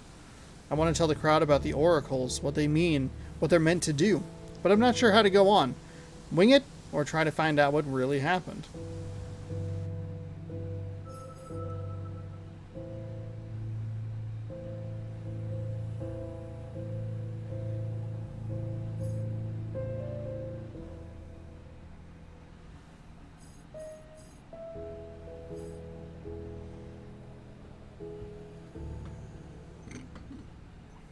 Okay, so I have one glory. As long as nothing else like really cancels it out.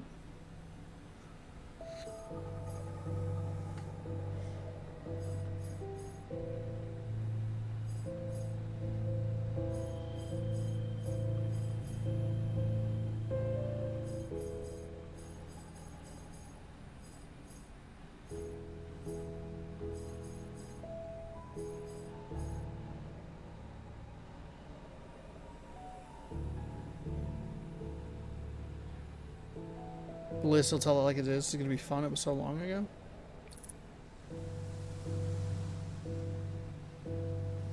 I gesture to Omar subtly as I can. The crowd is wavering, confused as to why I've stopped. He trots over. You okay? What's going on? The aspirations have stopped feeding me lines. I don't want to be too historically inaccurate. Can you join me for a bit? Okay. Well, if you really want to dig into the original meaning of the term oracle, as it applies to the Oxyons, we have to go back to... Let's keep it simple. Sorry. Bullet points. Omar here has studied the Oxyon civilization extensively, and he has some historical perspective to add. Yes. I suppose the oracles were primarily spiritual beings. They were the locus of Oxyon religious sentiment. But they were driven by their heads, not their hearts. They represented a sort of code of conduct. Do as I say, and as I do. So they weren't leaders? Hard to say. The religious institution and the oracles, they were mutually dependent. One couldn't exist without the other, and neither had authority over the other. If there's one thing the Oxyons believed in, it was institutional rule. Kind of like us, really. Jade suddenly looks over, eyebrow raised. I shake my head. Not now.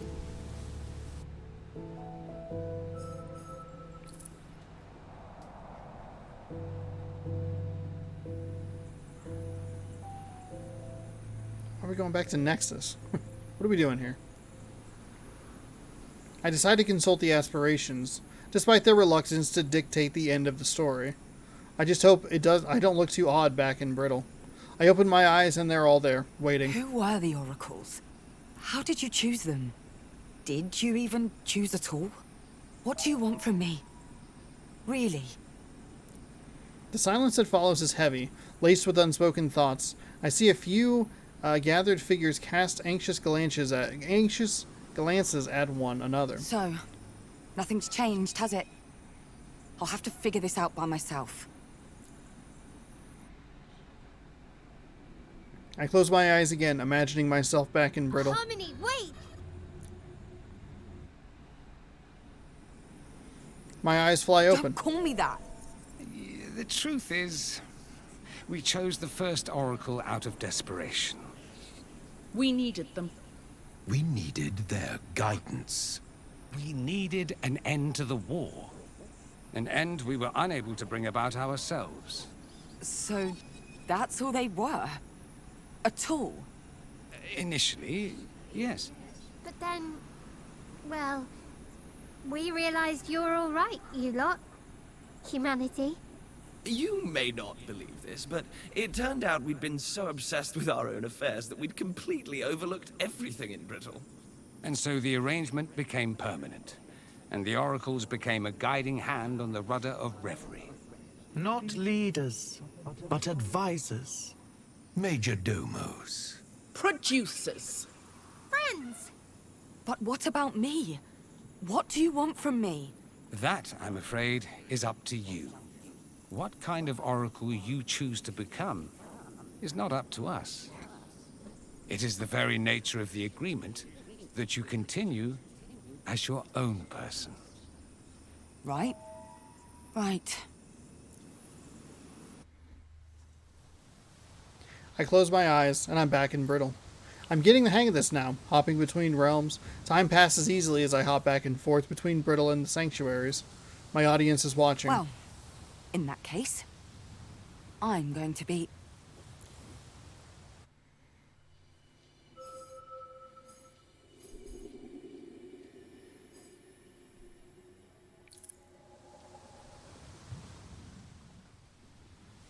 I close my eyes for a moment before addressing the crowd again. As the Oracle, I want to be empathetic. As the Oracle, I want to feel what others feel, and consider how others will react. No, bad time Every to hit my shoulder. decision must be for the benefit of the many, not the few. People are smiling. There are a few claps.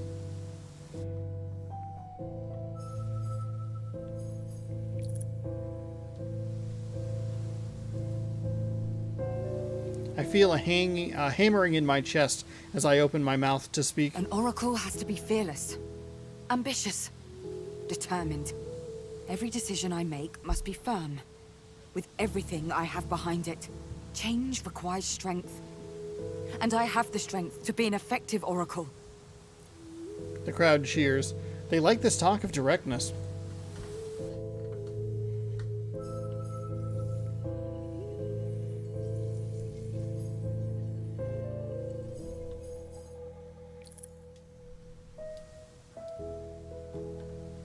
The crowd's talking. As the murmurs emerge, I manage to make out the overriding opinion. The oracle I'm describing is a kind of warrior. Yes. A valid choice. Indeed, the very first oracle had the heart of a warrior. To bring about peace, they turned to war. They urged us to fight. To show our prowess on the field of battle. Fighting and fighting until all were weakened. Exhausted. And we saw that nothing had changed. We realized the futility of it all. The pointless waste. The Oracle had us build the labyrinth. A maze to store all our grievances. A place where they could be forgotten. We still bear the scars of that quarrel. In more ways than one. And of course, there was only one real way to end the war. They had to bring peace to Brittle, too. There's a weird way for them to end that sentence.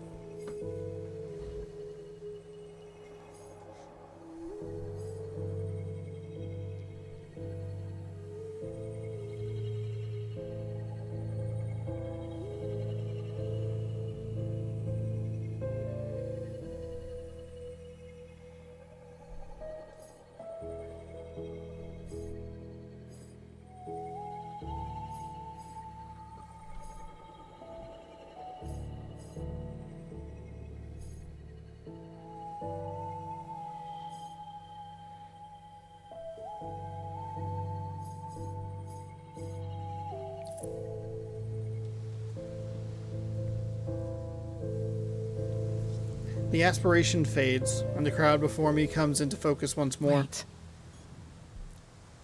They brush my back as they step forward. They've been so silent, I didn't even see them arrive at the beach. That sounds like a pretty lousy way to end a war. End a war? Can they see the aspirations now? They move beside me and place a hand on the small of my back. I turn to them and they smile, reassuring but also enticing. Omar must be see the oh my god. Omar must see the look of confusion pass over my face. Polly, you were talking about the first oracle like you were relaying someone else's words. I come to.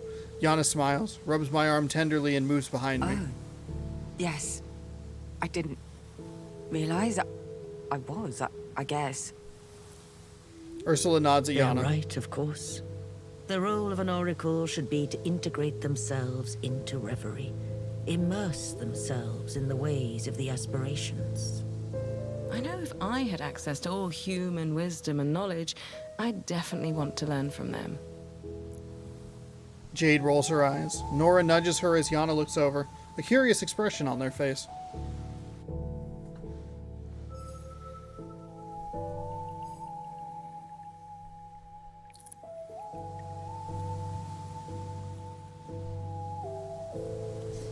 There are no aspirations here, but I feel words flowing through me from elsewhere. The first oracle split their time between the realms. They learned from the aspirations, but also their fellow humans. This was their skill. Duality of perspective. But to end the war in Brittle, they ended up spending more time there than in Reverie. They spread the word of their sister realm and the aspirations that lived there. They told people the lessons they'd learnt there. Used those lessons to improve the world. Soon, the population gathered around the Oracle, willing them to bring peace. And soon, the Oracle gained the power needed to fulfill that wish.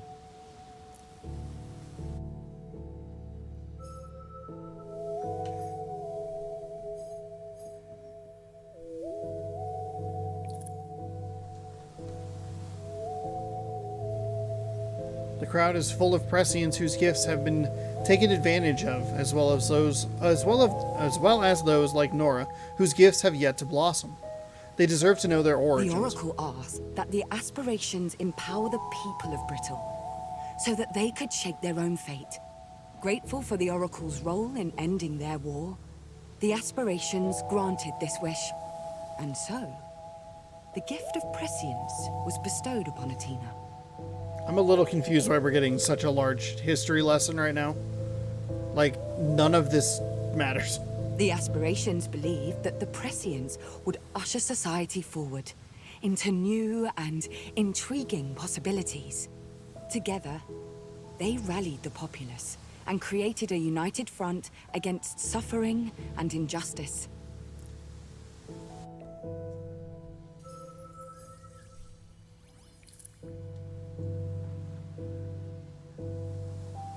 The crowd is hooked.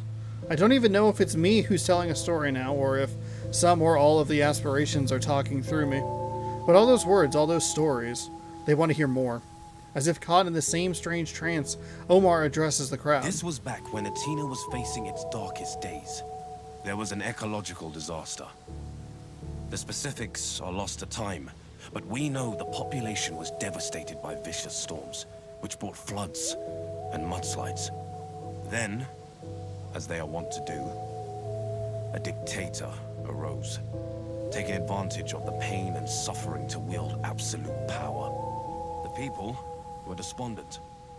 The ruling class's own inadequacy provided the perfect distraction. As they lurched from one calamity to the next, the populace grew ever more apathetic.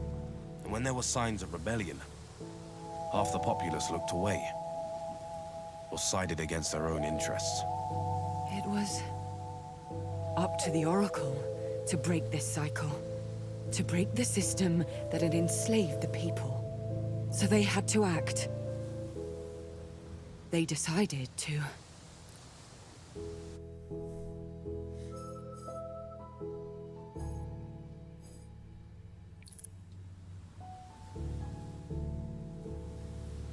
Images float before my eyes. Fire, arms raised in anger, weapons. They decided to face the tyrant head on. To fight. I sense the passing of time, years of strife and unrest. It wasn't easy. They faced insurmountable odds. We're kind of finally bringing it back to where we started here. The rebellion became a civil war that stretched for years. So the Oracle decided to.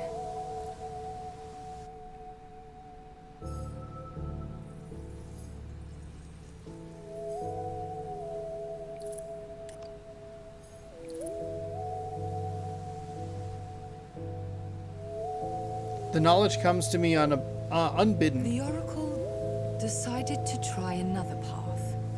They went to speak with the dictator. They spoke for days. Just the two of them.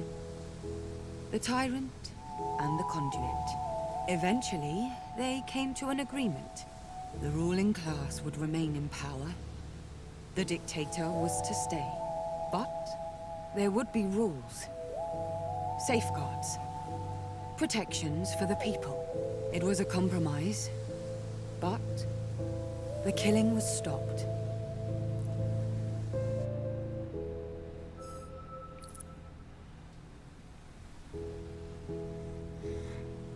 Is that really the only way to lasting peace? The elite give up a small slice of power so they can remain in control? No one was happy, but everyone got to keep living.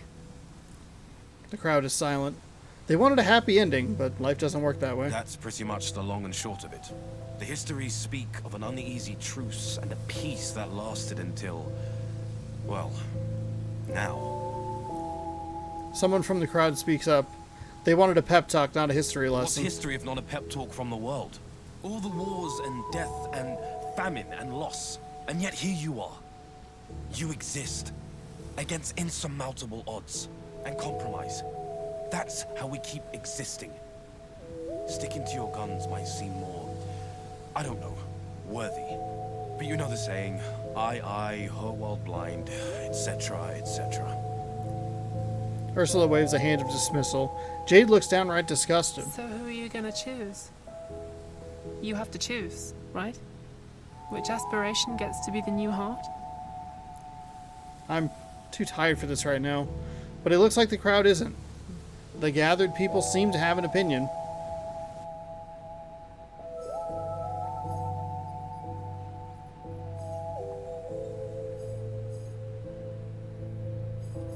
How close am I to that achievement? I only need 2 more.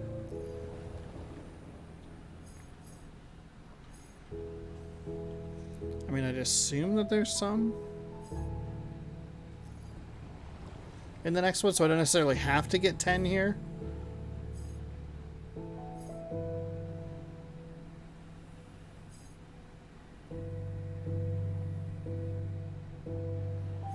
So I can go...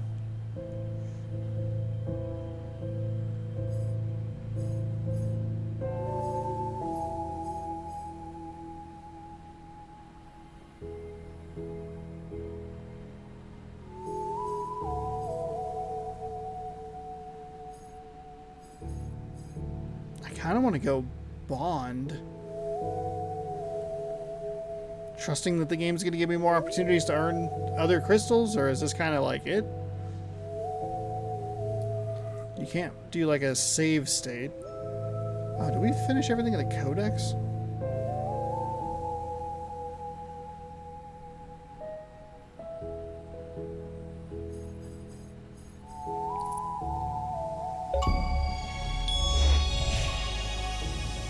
The gathered people talk amongst themselves.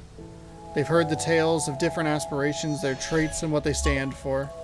After a while, there's an overriding favorite, glory. Well, even I wasn't expecting that.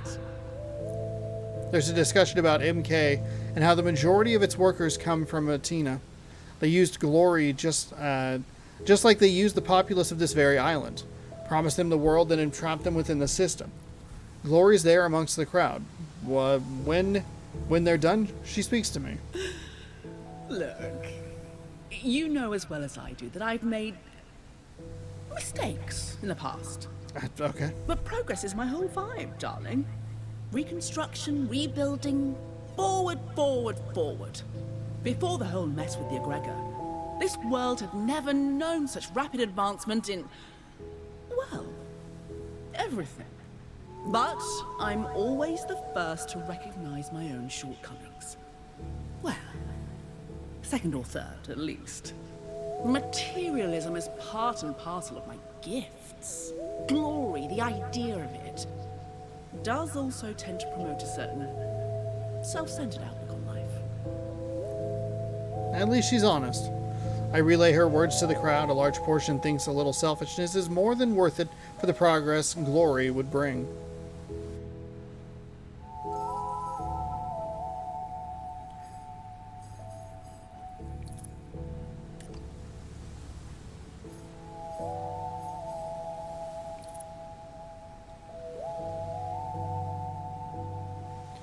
And with that, my story ends. Or concludes for now, at least. It's late, people are tired, they begin to drift back to the Naiads to sleep. I hear my story repeated in different voices all across the beach, in discussions and debates, some arguments even. For me, it clarified things, like the decision I'll have to make. I stifle a yawn and make my excuses to the few who remain. All that can wait, until tomorrow.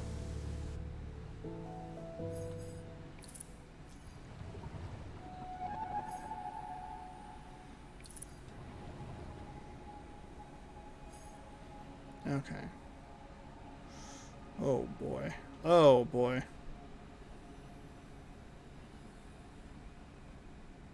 Oh, we can just jump left immediately. Interesting. And just follow this path without even... Huh. Otherwise, you're kind of all over the place over here.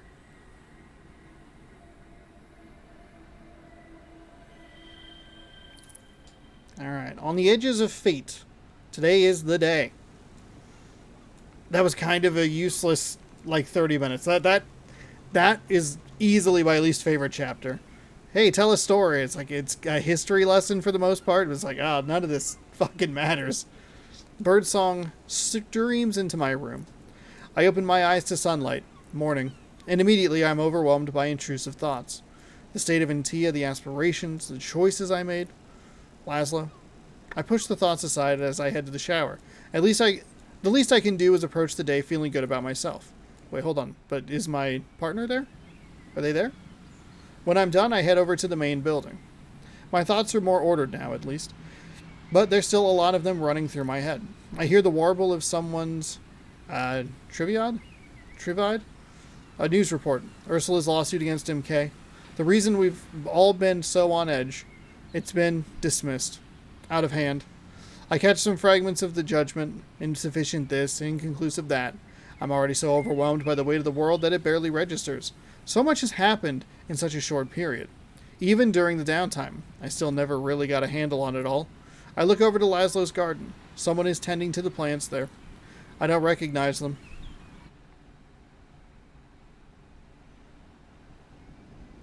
The kitchen is full of people coming and going, just like it was in the old days. But now I hardly know any of the people here. Feels so good to have the naiads busy, but I miss walking to the sound of Laszlo's coffee machine, to Nora's laugh. Ursula isn't here either. This was where it all started, where I found the necklace and the new world that it came with. I take a deep breath, taking in the aromas of my childhood, now tinged with so much more than nostalgia. I sit. This is it then. The end of the story. Or at least a pause. My options seem so overwhelming. Then I hear it. A hum, a buzz, a soft voice. The same voice that called me, that led me to the necklace over a month ago. But it isn't the necklace, it's below me. I can sense it now. I close my eyes and... I'm back at the lake. It is real. Right below the naiads. Makes sense. It explains why this place is so important to us all. And no one knows. No one but me. I have changed. I am a different person. I feel charged with a new energy. Renewed.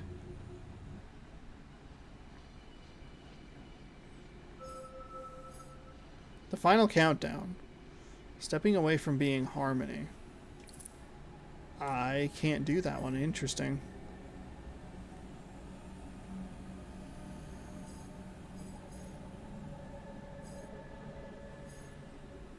Expanded future.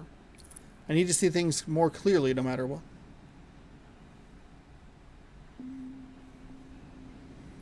Whatever lies ahead, I can't shake the feeling that I need more clarity, more control, and there's only one place I can find it.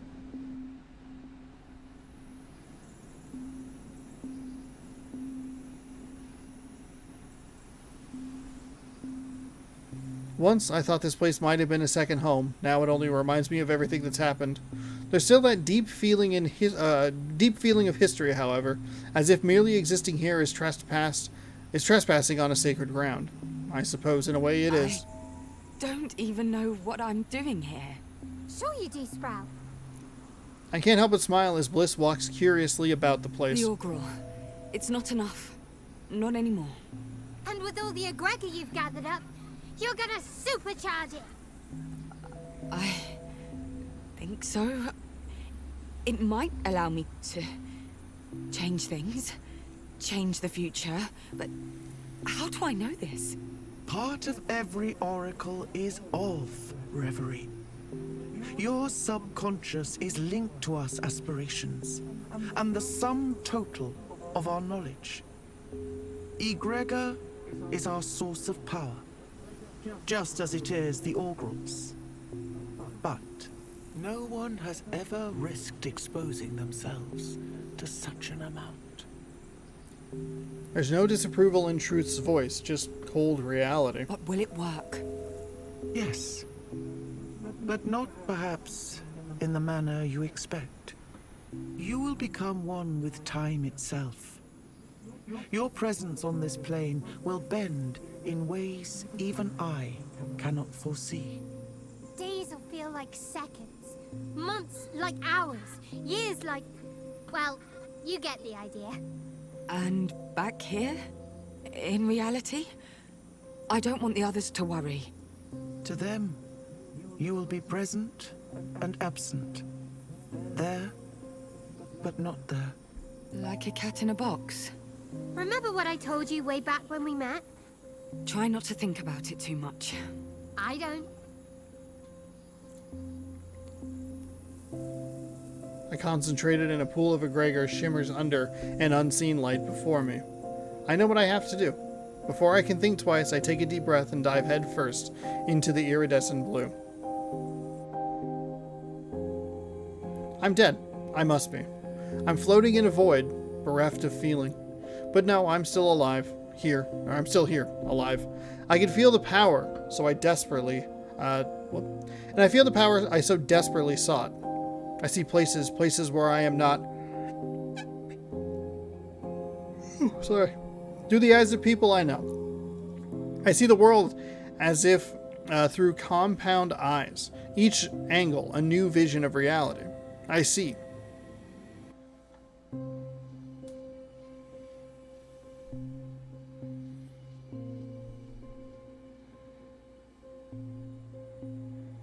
Damn, sweetie, I haven't felt this good in eons.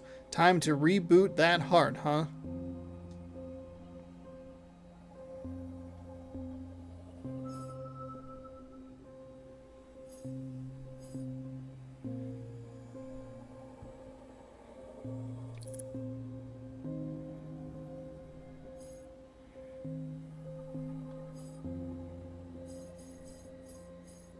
I don't know why that's so weird.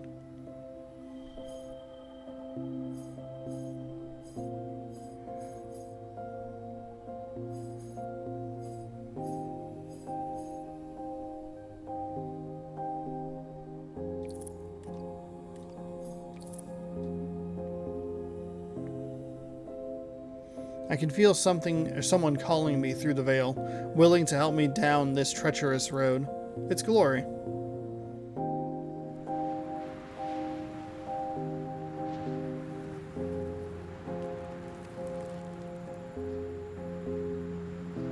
Suddenly, her sanctuary fills my eyes.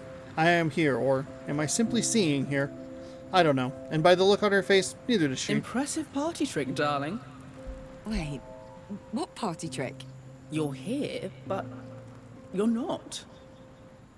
Two places at once. And you reek of egregor. I'd be careful with that stuff, sweetie.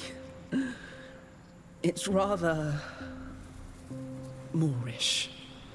I had to know what lay ahead. The future. You don't need to tell me, my dear. But now, down to business. You make me the Heart of Reverie again, and I promise you one thing above all others. Mono Concern will pay. Alright. They'll pay. And from that price will come a world without them. A world that doesn't need them. A world rebuilt with self-interest in mind, but also self-preservation.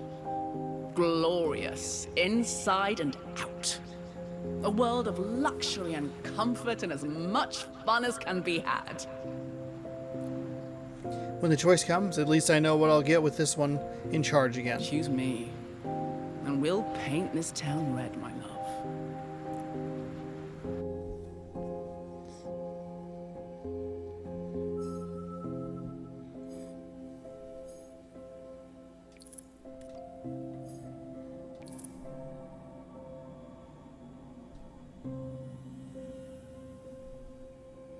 The voices fade and are replaced by images of places.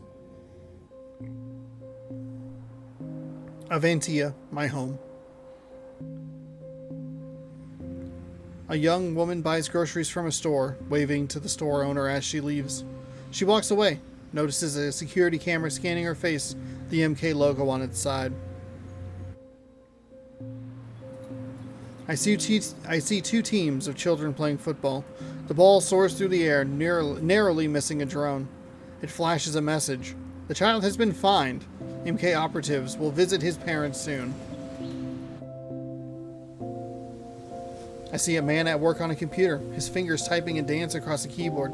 He writes a story of a hero overcoming oppression, of a villainous organization named Mono Concern. Every image I see, every flash of reality, MK is there.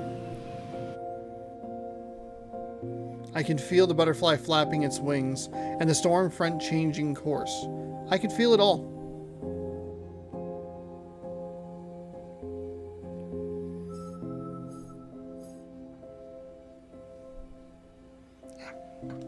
Oh.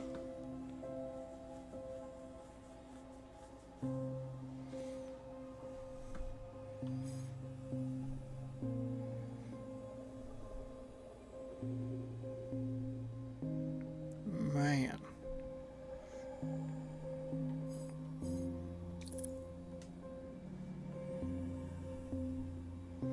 The images begin to fade, or rather, they are refocused.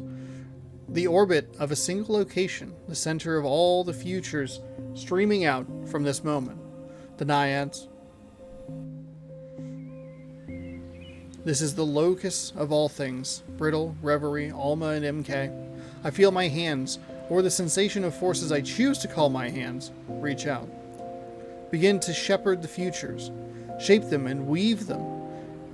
Shape them into a wave that will wash MK and its planes away.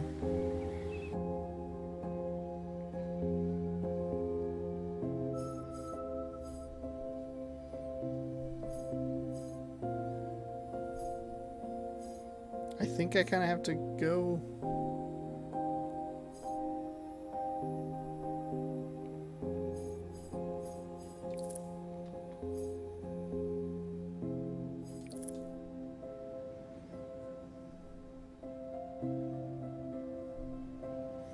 After recent events, the Naiads is a shadow of its former glory. It's isolated, ostracized. The money required for its upkeep is gone. And that was the last of the coffee. Well, that's it then. Might as well give it all up. Shower's leaking too. And the toilet. What are we gonna do? Feels like... so it feels like such a trifling thing from this perspective, money. But, trifling or not, without it, the Naiads will die.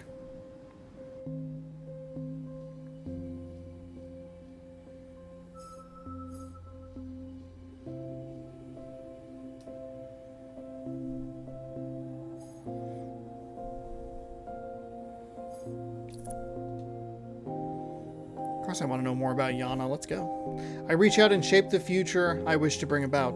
It begins with Yana. Of course it does. At great personal risk, they return to their old workplace. They greet an old friend on their lunch break. They talk of life. I thought you were fired? I was, they reply. Bit by bit, inch by inch, a network is formed. Disgruntled workers, mistreated staff, those held captive by non-disclosure agreements and sponsored visas. Informants, whistleblowers, double agents. The information flows.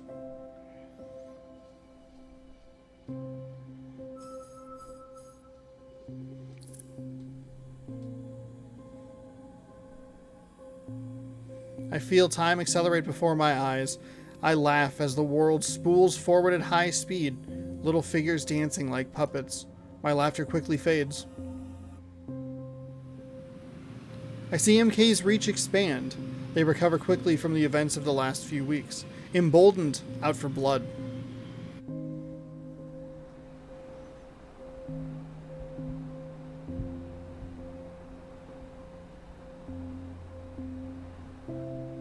I see houses repossessed, families thrown out on the streets.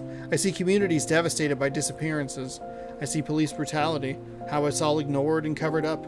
I see the fake news and sensationalism. I see a fleet of drones blocking out the sun's rays.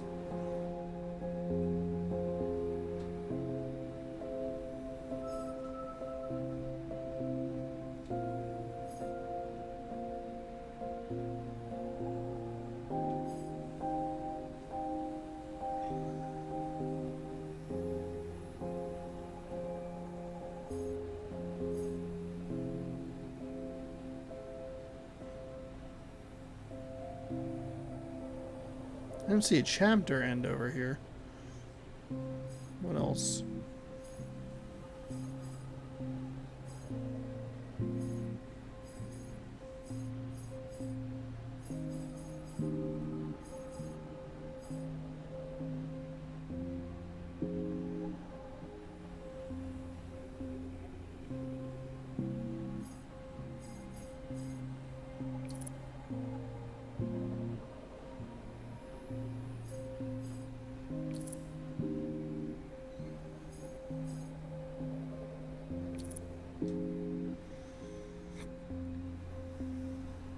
Eventually, MK grows bold enough to act more directly. Electricity, water, internet, they control it all. Only by their grace are neighborhoods heated, watered, and connected. Now that privilege is revoked for those it deems a threat. Alma is severed from the network. All the networks.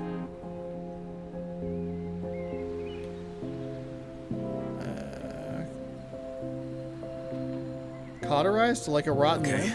I checked. It's not just us. It's Alma. The whole neighborhood.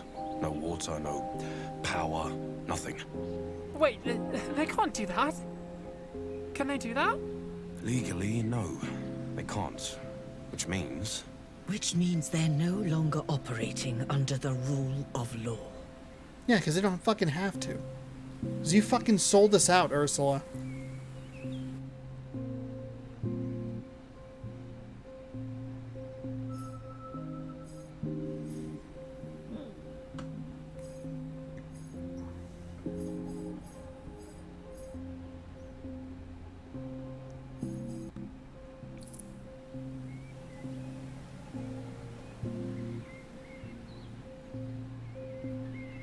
A few days after the shutoff, nothing has been done. There was dissent and outrage from the residents, but the media looked away and the police refused to intervene. MK grows in confidence. Everyone's talking about it. In your network? Yeah, there's been a shift. The hardliners have performed a soft coup. Anyone in the upper echelons of management that opposed the shutoffs have been replaced. Soon the official reasons come. An error in our land records, they claim. A long-standing oversight. The next day, they claim the Naiads as their own.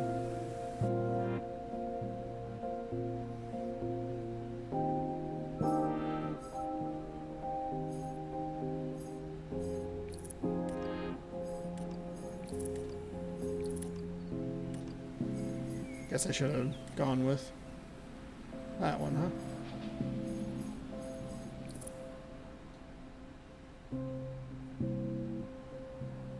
The entire island of Atina feels the effects of MK's actions, some more than others, and it caused problems for MK too, but the message came through loud and clear.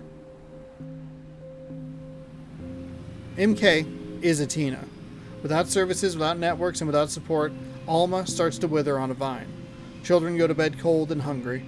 The adults fear for the future. Day after day, people rush to the beach en masse. The rolling waves have become the only way to stay clean and sanitary. A smell wafts through the streets, decay.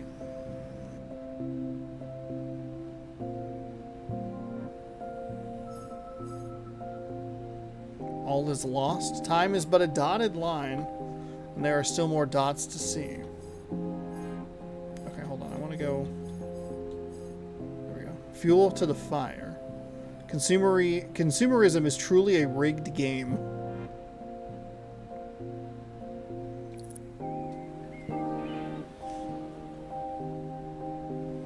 It's the oldest trick in the book. Create the problem, present the solution. Become the villain to become the hero. MK starts handing out vouchers, free accommodation and hot showers, food and shelter. The people flock to these new poorhouses. Some end up temporarily barracked in the very apartments they were evicted from. But even so, pro-MK sentiments grow bit by bit. Another group of Prescients just left. Please don't tell me they... There's a new temporary accommodation center over at the old cinema. Hot food, beds, heat. Damn. Of all people, they should know better. They should have seen. They do. They have. They don't care. They know we can't provide. Maybe they thought they were doing us a favor? Reducing the mouths we have to feed. It's hard not to look. Or it's hard to look a gift horse in the mouth when it's the only thing standing between your children and starvation. The aspirations look over the situation with concern. But they also don't fucking do a goddamn thing.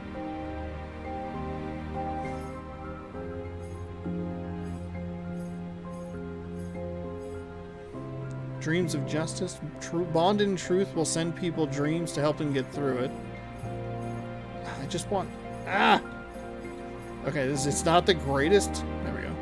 Dreams of care, bond and bliss will help them cope.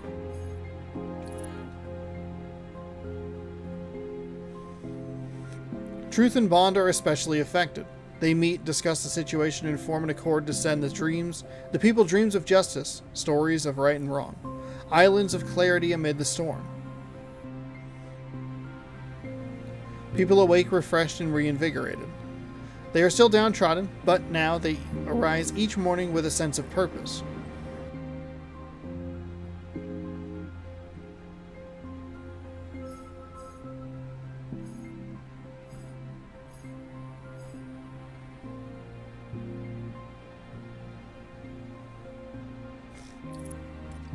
That one's locked.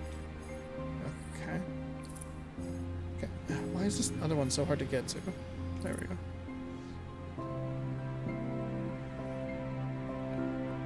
Bliss and Bond meet to discuss the suffering. They embrace and talk for hours.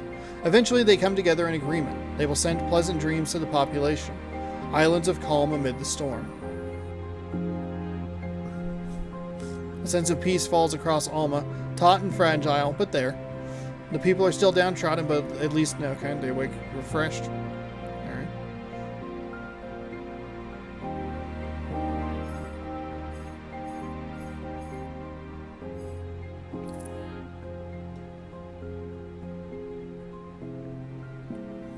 With the last vestiges of its connection to Reverie, MK pushes back. Its new advertising campaign is ruthlessly effective, targeting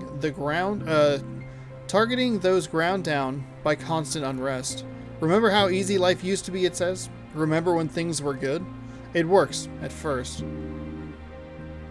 Huh. But the campaign pushes power and chaos, the most unlikely of allies, to the breaking point. Together they send people visions of chaotic freedom, enforced and created through strength. And endure, adapt, survive.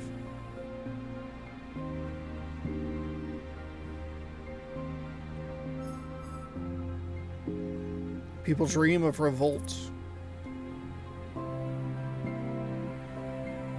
The aspirations continue to observe the situation with growing concern.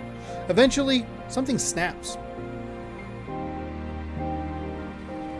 Perhaps it was the rationing of water and the cancellation of the regular aid shipments, or the police raid gone wrong, the body bags stacked in the street. Either way, the aspirations of Reverie chose to act together. When night falls, the population dreams of nothing but revolt. Justice achieved at the end of an improvised baton. Tabletops fashioned into riot shields. Overthrow. Revolt. Resist.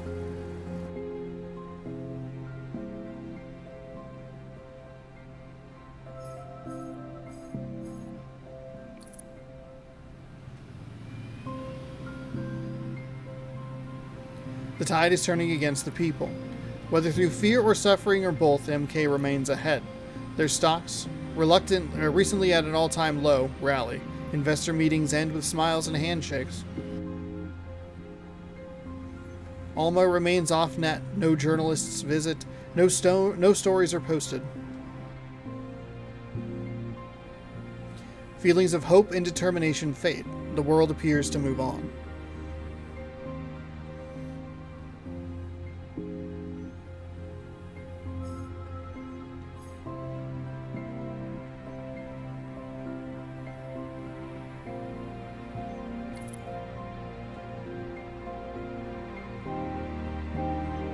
Just as the final glimmer of hope appears to sputter and die, a cinder catches. A newborn glow of possibility pulses faintly in the dark.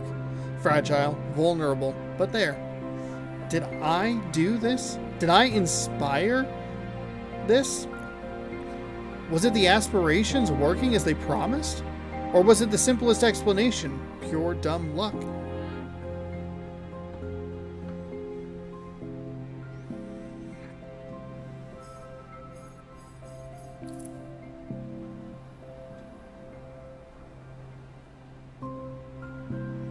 The news comes like lightning from a clear sky, the words splashed across every tabloid on the island. Monoconcern's CEO resigns.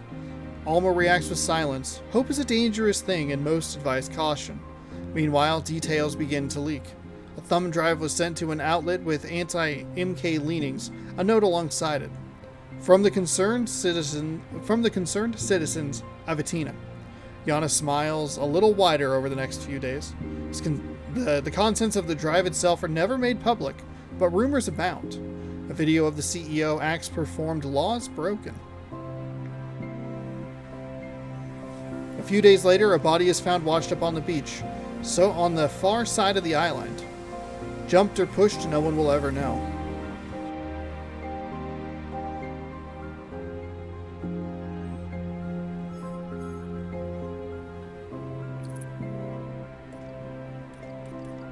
Okay.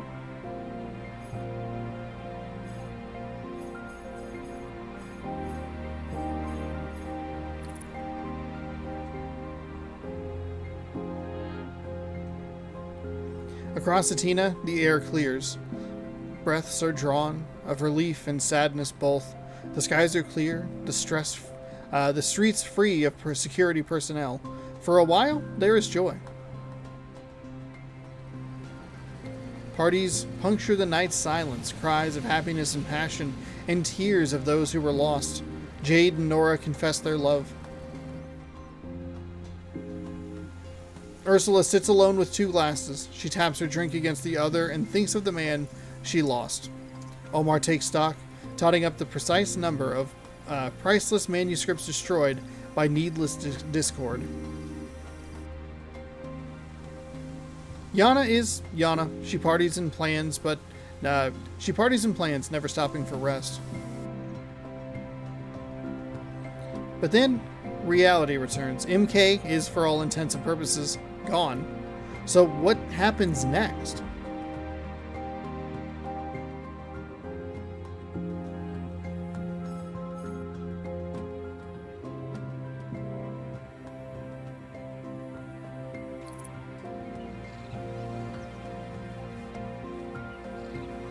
The news is bad. No, I'm serious. There's nothing left. Well, there must be something. Don't supermarkets have I don't know, reserve stock or something? No, definitely not. That's what the supply chain was for. You know, the supply chain that just collapsed.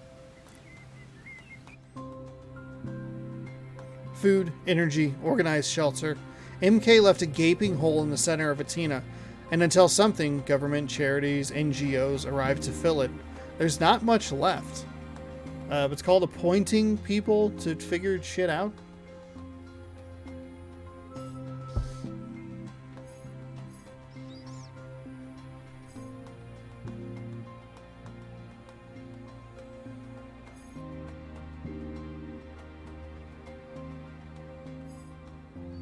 Piece of the pie.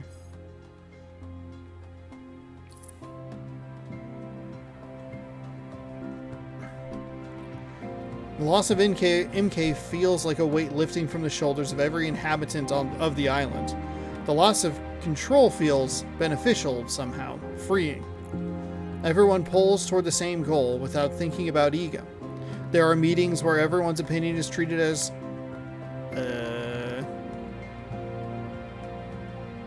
what?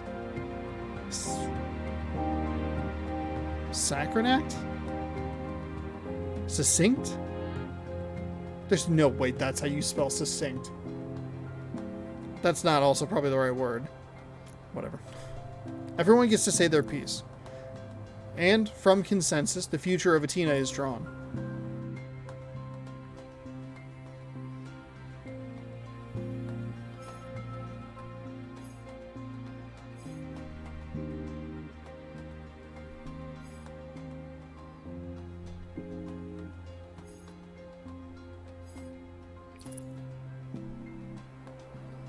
Do something from scratch, dog. Don't worry about the Oxyons. So many mistakes were made by the ruling elite. It is decided that nothing is to salvage from the old ways. Atina's society must be rebuilt from the ground up. The first decree is banning of overt capitalistic processes. Trade is allowed, but profiteering and greed are cast as social ills. Even discussing them in public is seen as gauche, unpleasant.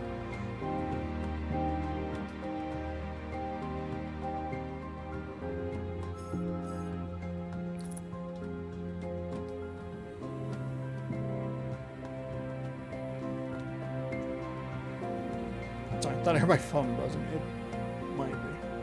Whatever. Time passes. The months roll by, one after another. Wounds heal, but scars remain. Everyone on Atina bears them for now, but or no matter their former allegiances. But there is laughter on the streets again. Simple pleasures are had without fear or guilt. There is growth.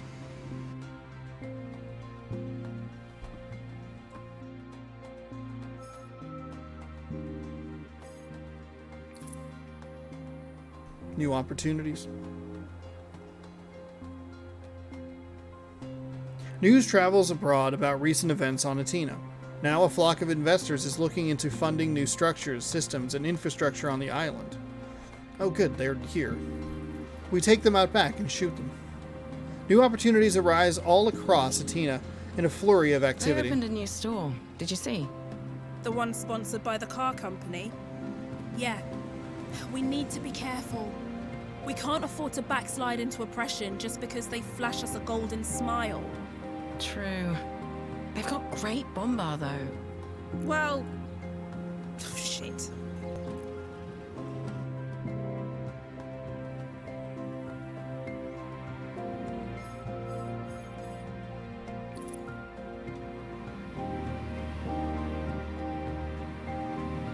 Not all of MK's work or research constituted a crime against humanity. Some of what the company did can be salvaged. The work is redirected with considerable input from a great many parties. People in Atina decide to build upon it, but make sure they won't overstep its bounds. The artist formerly known as Monoconzern is dead. Something new takes its place. A collective of researchers and engineers and administrators. As the group begins to facilitate noticeable policy changes, removing MK's draconian influence over society, some former employees return. Yana is among the first. They weren't yet a senior in their role before MK laid them off, but their experience and support of anti-MK efforts made them a trustworthy public figure. Monoconzern has been undone, and its successor works to repair Atina.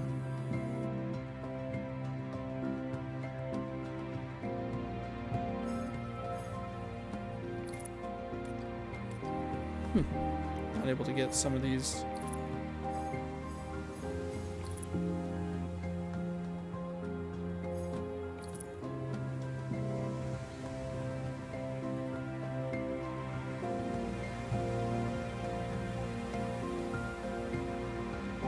How do kids have vocal cords? They just run around outside and scream at the top of their lungs over and over and over again. You're like, how can you talk? I can barely get through a 3-hour video without feeling like I'm raspy. Something has changed. The wind rising from the sea carries hopes and dreams in its ethereal currents, soothing Alma's scars. Wouldn't that be salt water? Salt in the wound?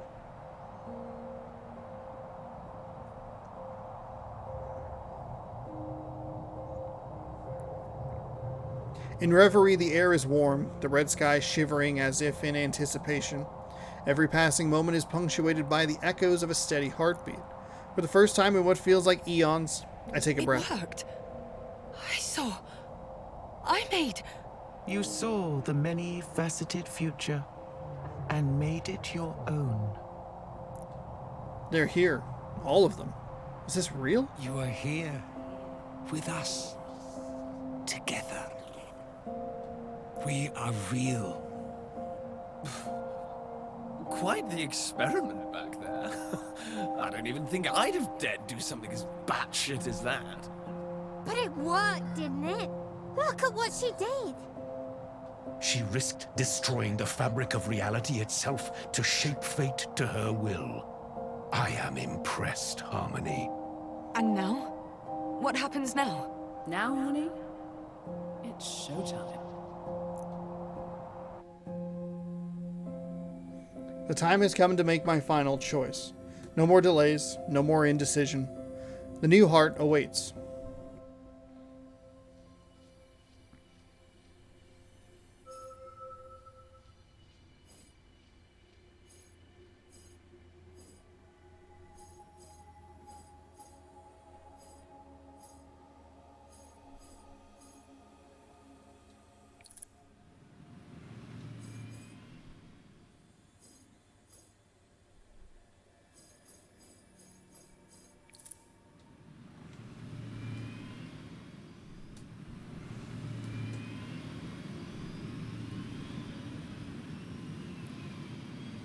In a flash of light, Glory stands beside me outside of Monoconcern's empty headquarters. The lights are off, the skyscraper a glittering void. The world is full of possibilities without them here. They were downright shameless hogging the spotlight like that. Things will be different this time, Harmony. A Gregor won't be a weapon. The mistakes of the past will be forgotten. No, not forgotten. Or people will make the same mistakes again. They'll be known for what they are. Mistakes. Nothing glorious about it. Yes. Yes, you're right, of course. And the rest? Well, it'll be a whole new world of potential, my dear. A rocket into the night sky of ambition and glamour. The curtain's almost up, Harmony. Our show is starting.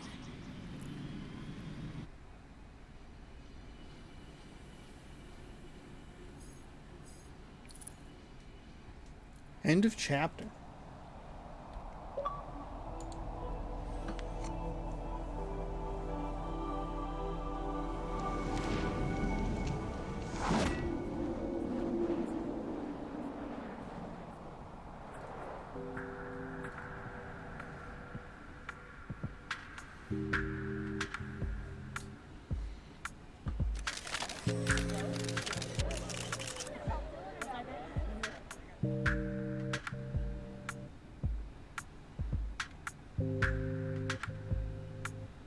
Oh, Yana, you put on a suit? Oh, shit.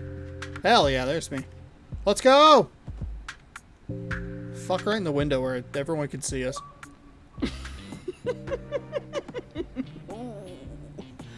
They didn't like that.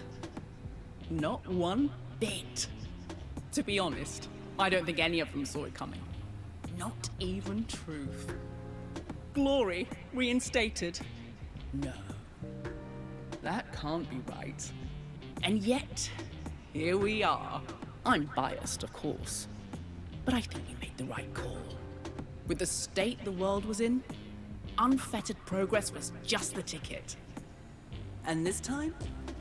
Well, this time I can do the job properly. And look where I've taken us. Markets at an all-time high, promotions and wealth for everyone. The old Oxion culture shared with the world. For a modest entrance fee, of course. I looked across the divide and saw one of those... oh, what do you call them? Trivids. Talking about the quality of life. Highest on record, apparently. Although, it was terrible what happened to the old MK board, wasn't it? Was it? A plane crash into an Arctic wasteland. What are the chances of that, I wonder? A shame the survivors had to resort to such an extreme diet to survive. Oh, God. And then died anyway. Fuck. Alright, Glory, let's maybe settle it down a little bit. Now, little Yana is head of urban development. Carbon offsets, social responsibility programs. The brand's never been stronger. Nor have the profits. More importantly, we're rebuilding the world. A better world. One where opportunities abound. I know your mother didn't approve of you choosing me. And look, I'm sure she didn't mean all those things she said. Well, most of them. But she'll come back. Eventually. And in the meantime, you sit at the right hand of power. Your influence has never been stronger, darling. Embrace it. Enjoy it.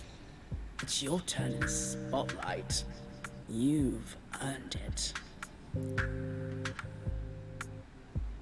Alright. There you go. That's it for Harmony Fall of Reverie. Pretty good. The one chapter was like such a weird like detour, and then it really quickly goes through like basically here's what you're gonna do. But yeah, that was great. It was thank God there was vocal acting. I'm so thankful for that. But yeah, video games are cool, everybody. 600? What'd I miss? Make Harmony the new Heart of Reverie. Oh, interesting.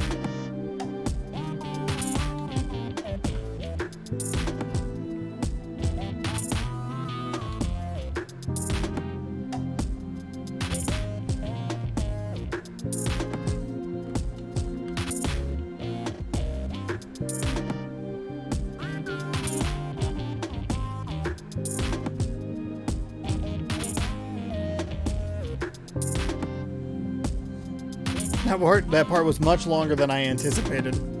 I thought it was only probably like an hour, maybe 2 off, but we were over 3. 3 away.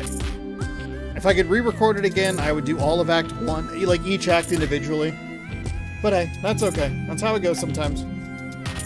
Sometimes you just don't know what you're getting into there.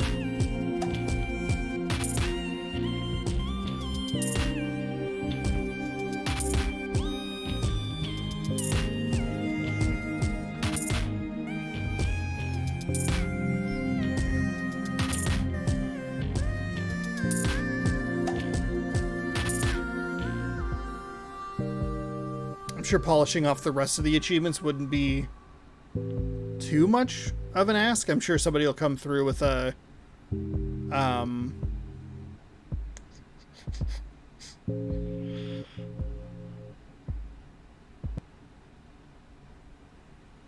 congratulations everyone who voiced this. Thank you so much. You are all great. Really appreciate it. I'm sure somebody will come through with like, hey, here's how to get this, here's how to get this sort of thing. I wonder if you could get through it in like 2 separate playthroughs. I know you could tinker around, and I got a little bit trapped myself, like maybe a little surprising that I went with Glory, but I was like, achievements. Because I was too short by the end of all of that. So maybe kind of pick some Glory paths earlier to get those achievements out of the way if you want, or just play through and enjoy, and then maybe kind of pick it, because you can go back and replay chapters, which I'm sure, you know, obviously you can go back, reset, figure out what you want, and then like, okay, I'm going to pick up these as I go through. I wonder if you could actually just grind out the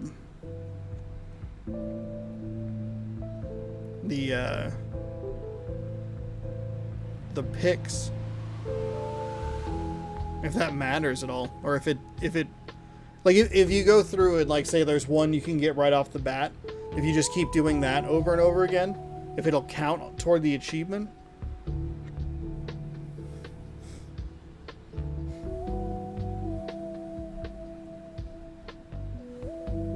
Yeah, I would have gone with Bond if I wasn't achievement hunting as much as I was. And by achievement hunting, I think I just picked up, it's like 1 extra achievement in this one. 220 gamer score. 10. It was only 10. I probably could have maybe not worried about it. But Glory shows up like pretty late. And there were some good points to what they were making. Like some good points that they were making. We're like, we're going to make Monocons earn pay and like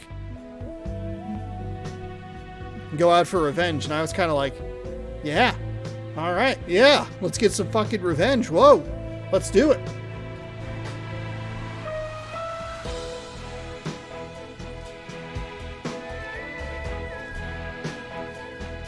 Yeah, but otherwise I would have just picked Bond.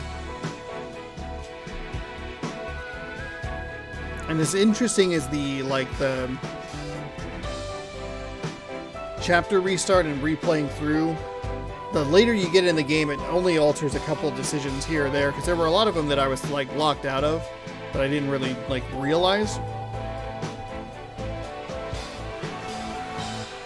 I thought overall though, it's a very interesting game.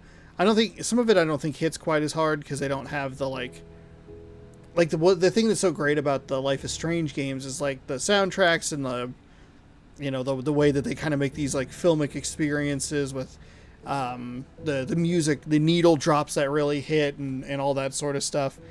And so like while the big major death that we encountered in this playthrough didn't hit quite as hard, I still think that it is a fascinating experiment in the visual novel genre to go out and have this here's this big playboard that is essentially what every one of those story-based games is. The the Don't Nod stuff, the Telltale stuff. You know, oh, you're going to make these decisions and it'll branch off here and then kind of come back together and then it'll branch off. And because you did this, it's going to lock that off. It is fascinating to see that like shown so literally in this game. And I think that that is part of what makes this stand out so much. It's just kind of that aspect of it and seeing like, okay, how do you want to get to this piece? Because I did it in the later part where I'm like, okay, well, I'd kind of like to get the glory achievement. So how do I work that to make sure that I get to that decision? And it's just a very, very, very interesting representation of the style of games that Don't Nod typically makes. I thought the story was interesting. I thought it was pointed, like just almost like out for blood. Like some people were fucking angry when they wrote this. I think it plays well.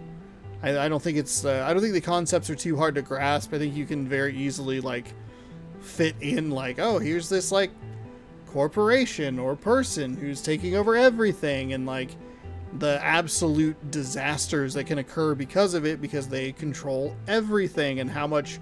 I thought the one thing that they could have expanded on a little bit is how much time it takes to rebuild. They kind of like, they barely touch on it. And I think that last sequence is a little bit weird because it is so long. It's simultaneously long, but it covers such a large amount of time that I think it's hard to grapple with how extensive of a process all of this is. Where they buy up everything and punish the people that they find threats and make it so miserable. And then, you know, they kind of have that revolt and they're able to get Monoconzern out of their area and rebuild it in kind of their own image or what they want to do.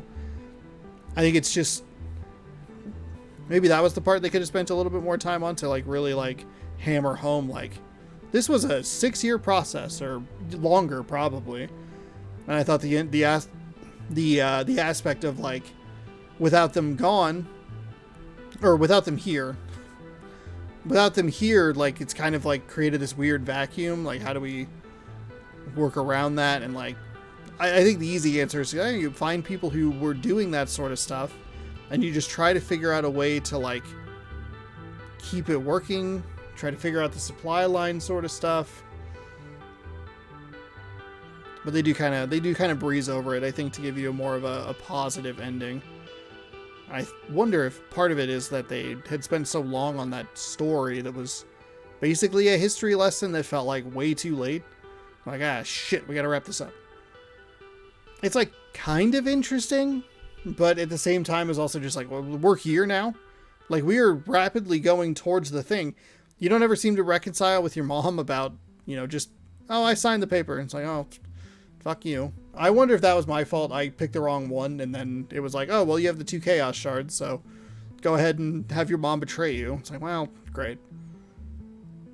Wasn't always the biggest fan of her character. She was very cold. Very, very cold. But we had sex in this game, so 10 out of 10. You know, got achievement for it, too. Hell yeah. Special thanks to Sea Monkeys. Alright. Why is 2023 an asterisk? Developed and published by Don't Nod. 2023, all rights reserved. So what happens if you continue? And this, I'm just kind of curious for myself.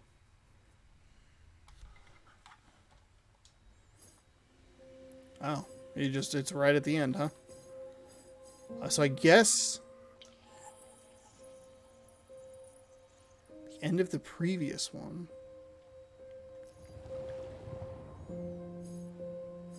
Yeah, I think it's too late to like do a whole lot. Interesting. Just kind of hoping there would maybe be a chapter select. So I guess be aware of that if you're an achievement hunter. Which, you know, I guess I technically qualify as. Maybe not even technically. I enjoy unlocking. I'm not as much of a hunter as I used to be, but I do enjoy unlocking them when the opportunity arises. I guess you could, no, because you pick Glory. Yeah, I don't think there's a whole lot to do there at the end of the game. You just have to start a new one. That's a little bit of a bummer. It would have been nice to go back to like a specific chapter or a specific point where you go like, okay, this is the point that I identify. I would like to shift paths here. And, even just go like, I don't want any of this.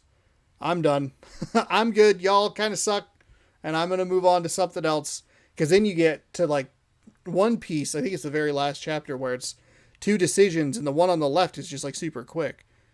And that would be interesting to see, but I don't think you can't pick that. So that's where you'd have to go like, okay, how far back do I have to go to like start to alter this?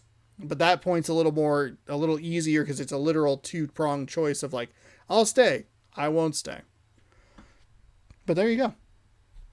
Reverie, or Harmony, the Fall of Reverie is a completed game, or a finished game at least. I have 4 achievements for 400 gamer score left in it. One of them is a 200 gamer score achievement. Not a fan of that, but it is what it is. Hey, thank you so much for watching. Hopefully you enjoyed. Like I said at the beginning of the video, I have exciting content coming up this week. Very excited about it. We'll have NFL Primetime 2002 tomorrow, which is a good video. And then Wednesday, we'll be breaking down the ID at Xbox Showcase, talking about the demos that are on the demo channel. And then Thursday, we'll have some co-op. Undecided yet, but we're working on trying to figure out what it might be. Friday is going to be the start of Demo Fest 23. So you'll get 3 Demo Fest videos. They've already come out and said that there's going to be 40 demos available. I've taken a look at the early bit of the list, and a couple of them I have already played. So I'm imagining that that'll trim down to probably closer to 30. So we'll probably be looking at 10 demos per video. But Friday, Sunday, Monday, Demo Fest. Saturday is a taste test, as it always is. Then we'll go Tuesday, another ESPN NFL Primetime. And then Wednesday, we're going to be starting Viewfinder. I don't know how long that game is, so I haven't figured out if it's going to be 1 part or 2 parts. It'll most likely be at least 2 parts. So then that kind of clears us out through next week. We'll be taking a look at more Power Wash Simulator coming up and all that good stuff. So if any of that sounds like fun, if you're interested in any of that, be sure to scroll down, subscribe, ring the bell. You'll be notified when I post new videos. Thank you so much for watching. Hopefully you enjoyed Harmony, and we will see you another day in a different video. Goodbye.